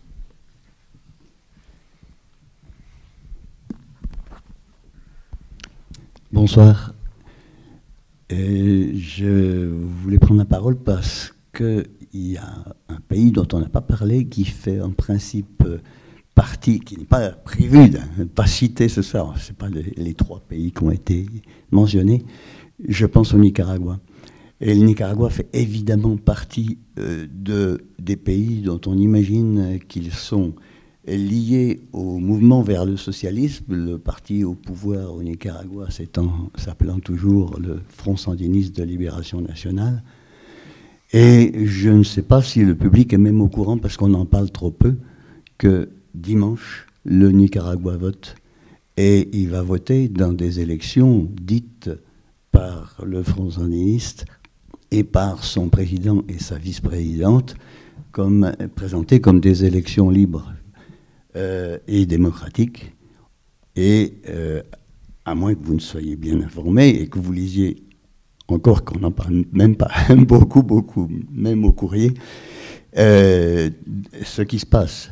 C'est-à-dire que, en résumé, pour faire très court, il y a des élections pour lesquelles il n'y a pas eu de campagne électorale possible. La loi l'interdit. Les lois passées depuis le printemps de cette année pour répondre aux sommations faites par des organisations internationales, par l'OEA, par l'ONU, de démocratiser les élections, de rendre leur liberté. Vous vous rappelez probablement qu'en 18, il y a eu une rébellion, une insurrection populaire avec des barricades, et que cette rébellion a été écrasée en un mois et quelques.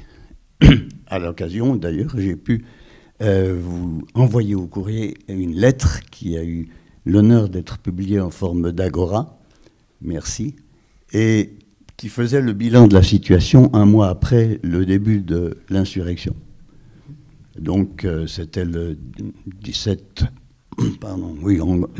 avril, et c'est le 17 mai qu'est sorti le papier que j'ai pu mettre qui s'appelait La ligne rouge, puisque à ce moment-là, justement, il était clair, on pouvait bien décrire comment ce régime qui se présente comme révolutionnaire a complètement trahi la révolution qu'il prétendait faire. Mais alors complètement, et là on est dans la caricature complète. Et pour vous dire donc, on a dimanche des élections libres, mais des candidats en prison. Les 7 candidats, 7 qui se sont inscrits, sont... Enfin, les 7 qui se sont inscrits, mais il y en a d'autres qui restent encore, mais les 7 qui se sont inscrits dont je parle, donc ils ont été soit arrêtés, soit ils sont en... comment est-ce qu'on dit? Contrôle... non, à domicile. Comment est-ce qu'on dit? Assigné à domicile. Voilà, merci, excusez-moi pour le lapsus, pour le manque. Voilà, donc, sans aucun autre accès à aucun média, même à leur téléphone, même à leur... enfin, ils n'ont rien. Et ils sont en prison. Et il y a des élections où on ne peut pas voter pour autre personne que soit le président et sa chère épouse, parce que son épouse est la vice-présidente. Et on ne sait pas d'ailleurs qui est le président. Hein. Ça peut être l'une ou l'autre. Et ceux qui ne sont pas en prison sont arrêtés à domicile, et les autres 5 candidats qui restent ont été bien sélectionnés pour étant ceux qui ne présentaient aucune menace et dont on peut tout à fait comprendre, vu le type de régime qu'il y a maintenant, que s'ils sont encore en chiffres, parce que tout est fantaisiste, puisqu'il n'y a aucune base, et qu'actuellement, les gens qui sont dans l'opposition, qui n'ont plus de moyens de s'exprimer, qui n'ont plus de télévision, qui n'ont plus, sauf par, comme les chaînes de télévision normales ont été annulées, il n'y a plus de presse écrite non plus, le dernier quotidien national a été éliminé, la fameuse Prensa qui avait survécu à Somoza et a traversé le somocisme, malgré l'assassinat de son directeur, Chamorro, à l'époque de Somoza. Donc, c'était notamment d'ailleurs une fille de Somoza qui s'était présentée dans un des partis d'opposition et qui est détenue, pas de Somoza, de Chamorro, excusez-moi, fils de celui de la Prensa, excusez si j'ai un peu de confusion. Donc, j'en perds mon fil pour ces bourdes. Je vous disais que donc, on ne sait pas comment les chiffres peuvent être complètement fantaisistes. De toute façon, ils seront fantaisistes. Ce que je voudrais simplement donc vous faire dire pour la gravité de la chose, c'est que on est un peu hors du débat, mais on y est complètement. Ce soir, on parle de socialisme du XXIe siècle, une expression, si je ne me trompe pas, qui a été inventée par Chavez. Socialisme du XXIe siècle. Alors effectivement, on peut se demander qu'est-ce que c'est le socialisme du XXIe siècle? Est-ce que c'est celui qui a commencé au siècle dernier? Ou c'est vrai qu'il y avait eu un Cuba, il y avait eu une révolution sandiniste et elle a été appuyée par des quantités de personnes. Si je vous parle, c'est parce que j'y ai cru et que je suis allé 11 ans au Nicaragua et j'ai travaillé avec Madame Vilma Núñez de Escorcia qui a été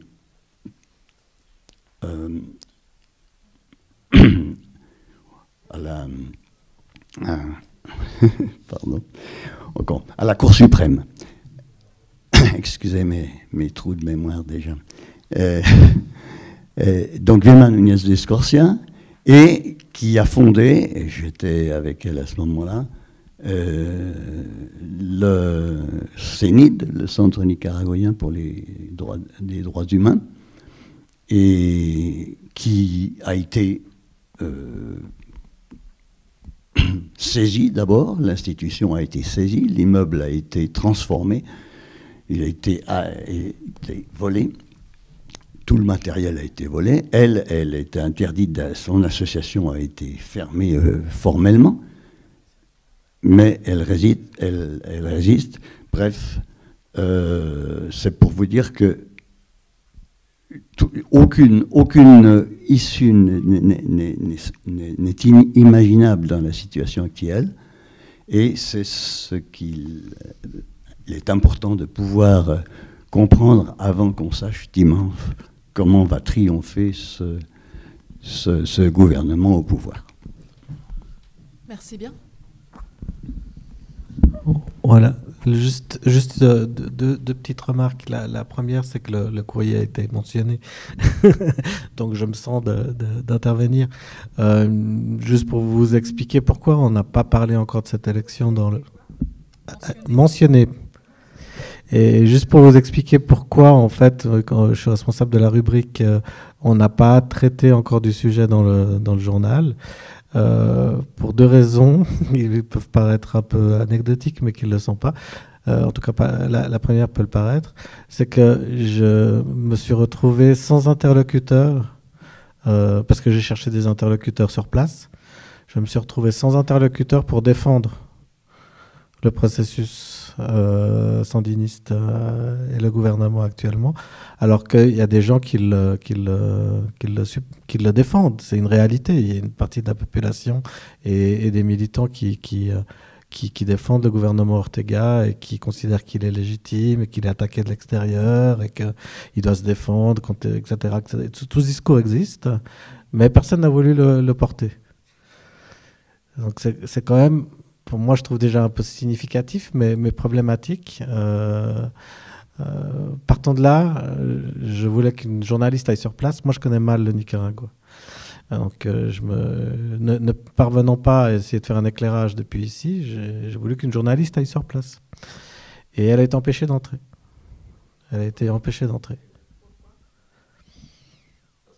Parce que...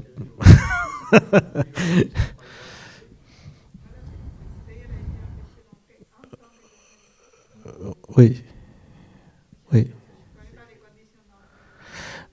Disons que, comme dans tout pays, la plupart du temps, quand on vient travailler comme journaliste, on doit s'annoncer comme journaliste, déclarer, s'accréditer, etc. Et voilà, elle n'a pas pu rentrer. Donc, là, on a été pris un peu au dépourvu. Et on va essayer de rattraper ça. je fais un peu de pub. Dans la semaine prochaine, on aura une réaction à l'élection plutôt qu'une présentation. Parfois, c'est les aléas du journalisme, mais on va essayer de faire ça de nouveau depuis l'extérieur. Mais voilà. Juste pour expliquer, voilà, ça me paraît une transparence minimale. L'autre chose que j'aurais voulu dire, c'est qu'il y a des gens qui connaissent bien l'Amérique latine et l'Amérique centrale, notamment dans cette salle, et notamment le Nicaragua. S'ils veulent réagir, ils sont les bienvenus. Sinon, je laisserai la parole à d'autres personnes.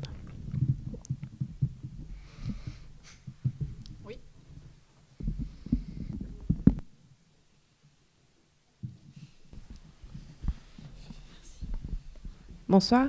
Moi, je ne connais pas très bien l'Amérique latine, mais je voulais savoir si dans ces gouvernements progressistes qu'il y a eu, il y avait une réflexion qui avait pu émerger par rapport à l'économie et comment imaginer l'après-pétrole, l'après-gaz, l'après-mine en Bolivie, par exemple, et au Venezuela, sachant que voilà, énormément des ressources viennent de ces ressources naturelles qui sont fini. Et puis si du coup il y avait une réflexion par rapport à comment on refait une économie, parce qu'il y a très peu de choses qui ont été faites pour diversifier l'économie et pour qu'il y ait une économie après ces ressources-là. Si quelqu'un a une piste là-dessus, merci. Patrick, c'est un des sujets que tu as abordé dans tes recherches. Ça tombe bien parce que j'en ai pas parlé tout à l'heure dans la présentation, et c'est un vrai souci. C'est-à-dire que la politique néo-extractiviste, comme on dit, est critiquée par toute une série de gens en Amérique latine. Alors, moi, ma position personnelle, je préfère le dire, je suis ni pour ni contre l'extraction de matières premières. Voilà, c'est un peu faux cul, mais tout dépend des conditions dans lesquelles c'est fait, quel est le respect de la nature autour, quel est le respect des populations, etc. Et qui le fait. Parce que ça aussi, ici, c'est important. Et le problème qu'on a à l'heure actuelle en Amérique latine, prendre un exemple, par exemple, je connais mieux, c'est le Venezuela. Et il y a eu la création de ce qu'on appelle les zones économiques spéciales, quand il y a eu le début de la crise de 2014, avec la chute des prix du pétrole. Donc, problème, c'est manque à gagner. Et qui dit manque à gagner, il dit on recherche des ressources. La création des zones économiques spéciales, c'était des zones au Venezuela qui sont ouvertes à l'exploitation, dans lesquelles sont supprimés les droits sociaux, les droits du travail et les droits des peuples indigènes. La principale zone, c'est une zone qui s'appelle l'arc minier de l'Orénoque, qui a à peu près une surface grande comme le Portugal, qui est complètement militarisée, avec des milices armées qui protègent les compagnies internationales qui interviennent là-dessus, avec cette restriction des droits sociaux. En Bolivie, ce n'est pas exactement le même truc, hein, je précise bien. En Équateur, ça s'y rapproche, notamment en Amazonie, avec l'implantation de plus en plus forte des compagnies de tout ce qui est pétrole, gaz, etc. Il y a une véritable, s'appelle pas militarisation au même titre qu'au Venezuela, mais par contre des organismes de sécurité, entre guillemets, qui contrôlent les populations autour, qui empêchent la contestation, etc. Il y a des mines, par exemple, d'or, notamment au sud de l'Équateur, où il y a eu une répression très très forte quand les populations ont protesté, parce qu'il y avait du cyanure, il y avait du mercure qui était déposé dans les cours d'eau. Et ça, c'est un vrai souci. C'est-à-dire qu'un régime démocratique, au sens large, populaire, devrait se préoccuper de ces choses-là. Alors, au départ, dans les constitutions, les 3 constitutions disent qu'il doit y avoir consultation des populations avant l'exploitation. Je peux vous assurer que depuis quelques temps, ce n'est plus le cas. Hein. Il n'y a quasiment plus rien comme consultation. Alors, avec un prétexte, c'est-à-dire que dans les mêmes constitutions, il est marqué que pour des raisons supérieures de la nation, on peut déroger certains articles. Donc ça va très vite. Hein. C'est-à-dire qu'à partir de ce moment-là, il y a des textes qui sont vachement intéressants, mais il y a des possibilités d'y déroger. On peut même aller plus loin. La loi contre le blocus, qui est sortie en 2019, qui était faite par le gouvernement vénézuélien, elle va même plus loin. Elle dit non seulement on peut déroger la Constitution, mais le gouvernement peut vendre les actifs sans avoir besoin de donner les conditions de vente. C'est-à-dire, on va très loin pour la recherche de devises. C'est-à-dire qu'à un moment donné, cette politique dite extractiviste, elle a comme résultat partout dans les pays où ça se produit, surtout quand ça se produit avec en lien avec les multinationales, c'est un régime de corruption. Ça, toutes les personnes qui étudient un peu l'extractivisme, c'est la corruption qui domine. La corruption, la militarisation, la mise au pas des populations. C'est partout. Et il n'y a pas d'exemple qui échappe. Alors, en Bolivie, il y a eu des tentatives, notamment avec l'histoire de lithium, de contrôler les choses. Il y a une vraie volonté politique d'essayer de contrôler les trucs, qui est beaucoup plus, beaucoup plus honorable que ce qui est fait ailleurs. Mais je pense que la question que tu poses est vraiment importante. Parce qu'à un moment donné, c'est une gangrène qu'il y a dans le régime. C'est-à-dire que c'est une course à l'échalote. Les cours baissent, donc on demande il faut produire plus pour récupérer ce qui manque.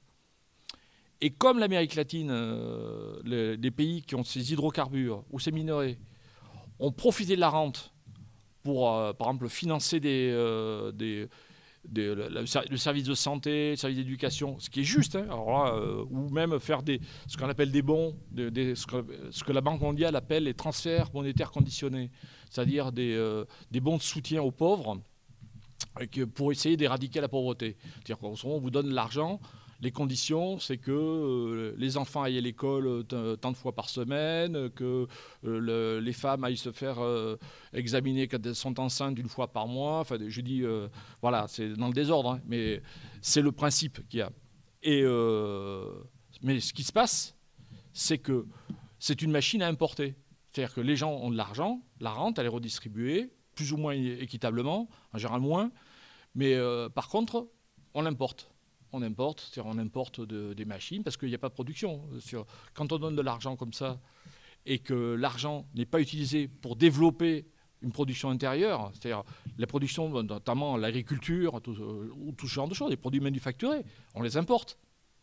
Mais qu'est-ce qui se passe dès qu'il y a la chute des cours ? Eh bien, c'est l'inflation, c'est le déficit extérieur, c'est les crises sociales, c'est l'appauvrissement de la population. Et c'est ce qui se passe à l'heure actuelle dans plein de pays en Amérique latine avec la chute des cours. Et la politique extractiviste qu'elle est portée à l'heure actuelle, c'est une politique à courte vue. C'est-à-dire c'est une politique qui vise à dire on remplit les caisses, mais par contre, les lendemains qui déchantent, on ne les prévoit pas. Et quand ils arrivent, eh ben, il y a raidissement de la politique parce qu'il faut contrôler la population qui se révolte. C'est ce qui se passe au Venezuela, c'est ce qui s'est passé dans d'autres endroits, en partie en Équateur, dans certaines régions. Ça s'est passé en partie, même si c'est beaucoup plus modéré, je suis d'accord avec toi pour faire la différence, en Bolivie, mais il y a plein de pays où ça se passe très clairement. Il n'y a pas que l'Amazonie qui brûle, il y a aussi des endroits complets.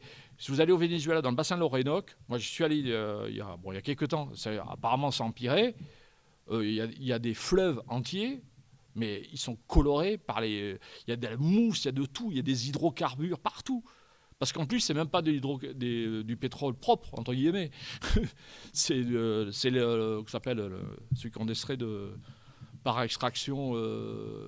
C'est du pétrole lourd qui est extrait, qui est cher à la production en plus, qui est moins rentable que le pétrole d'Arabie Saoudite, mais ce qui fait que ça demande toujours plus de moyens, toujours plus de moyens pour l'exploiter. Mais c'est dans un état lamentable, avec des raffineries qui ne fonctionnent plus, une baisse de production qui est liée justement aux incidents d'exploitation. Enfin, c'est une catastrophe. Et ça, c'est tout le problème d'une politique extractiviste qui est condamnée, qui est critiquée même par un paquet de gens qui ont soutenu ces régimes-là et qui soutiennent encore, hein, pour certains, qui disent attention, on va dans le mur. Mais sauf qu'il y a une logique d'auto-entraînement. C'est-à-dire qu'on n'a pas d'argent, comme on n'a pas prévu d'issue de secours, eh bien, on cherche à produire plus, et après c'est la catastrophe écologique. Hein. Merci Philippe. Oui, Benito. Allô ? Oui. J'ai ajouté quelque chose. C'est pas un phénomène qui est propre à l'Amérique latine. Hein. C'est un phénomène qui est connu depuis très longtemps. On l'appelle par exemple la malédiction du pétrole, parce que c'est vrai que ça touche principalement le pétrole. Mais l'Afrique, le Nigeria, beaucoup d'autres pays où ça a été démontré. Moi, j'ai pas les moyens de vous le démontrer. Je suis pas économiste, mais ça a été démontré qu'il y a un phénomène inflationniste qui dû à la rente des matières premières, qui fait que produire, enfin plus on exporte, plus plus on exporte de matières premières, plus on va être obligé d'importer d'autres biens parce qu'on ne va pas réussir à les produire suffisamment bon marché. Donc il y a une sorte de course à l'échalote qui fait que c'est très compliqué.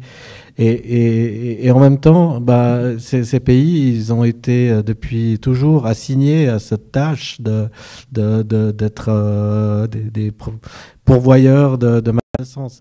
Il y a une contradiction interne à ce type de développement et en même temps, il n'y a pas tellement d'alternatives. Alors c'est vrai qu'on peut le faire de façon plus ou moins intelligente. On peut aussi, par exemple, essayer de jouer avec le protectionnisme, mais c'est vrai que ce n'est pas évident non plus aujourd'hui sur cette planète de faire du protectionnisme. Ça, typiquement, ces populations qui, grâce à la rente pétrolière ou la rente des minières, etc., qui est redistribué par les gouvernements progressistes, ils peuvent commencer à consommer. Puis on leur dit non, en fait, vous n'allez pas consommer parce qu'on restreint les importations. Du coup, vous allez devoir payer beaucoup plus cher pour le même produit. Enfin, ça pose des problèmes qui sont extrêmement complexes et que tous les gouvernements ont affronté. Et alors, moi, je pense qu'il y a quand même des petites différences, effectivement. Je pense que le gouvernement bolivien s'en est relativement mieux sorti. Et là, je terminerai sur cette note.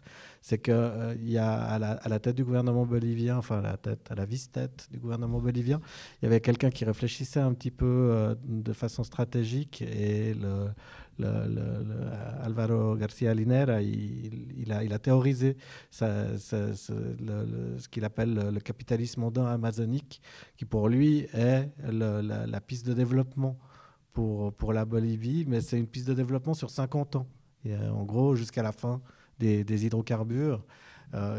Et très progressivement, il n'imagine pas qu'il peut implanter le socialisme demain comme ça, en nationalisant toutes les entreprises de Bolivie, mais il pense pouvoir recréer une production interne en favorisant l'économie communautaire, justement, que ce soit à la campagne, que ce soit en ville.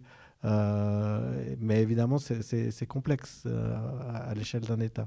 Il y a eu des tentatives de la part de Chavez aussi, de susciter la création de coopératives, etc., mais qui n'ont pas eu le succès escompté et surtout qui se sont retrouvés face à cet engrenage, voilà, j'ai trouvé le mot, qui fait que, par exemple, la production agricole au Venezuela a véritablement augmenté sous Chavez avec ses politiques vis-à-vis des campagnes. D'ailleurs, les campagnes sont celles qui sont les plus fidèles, en tout cas ont été longtemps les plus fidèles au chavisme.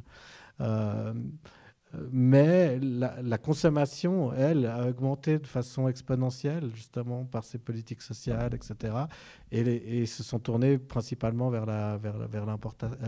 l'importation de biens à l'extérieur.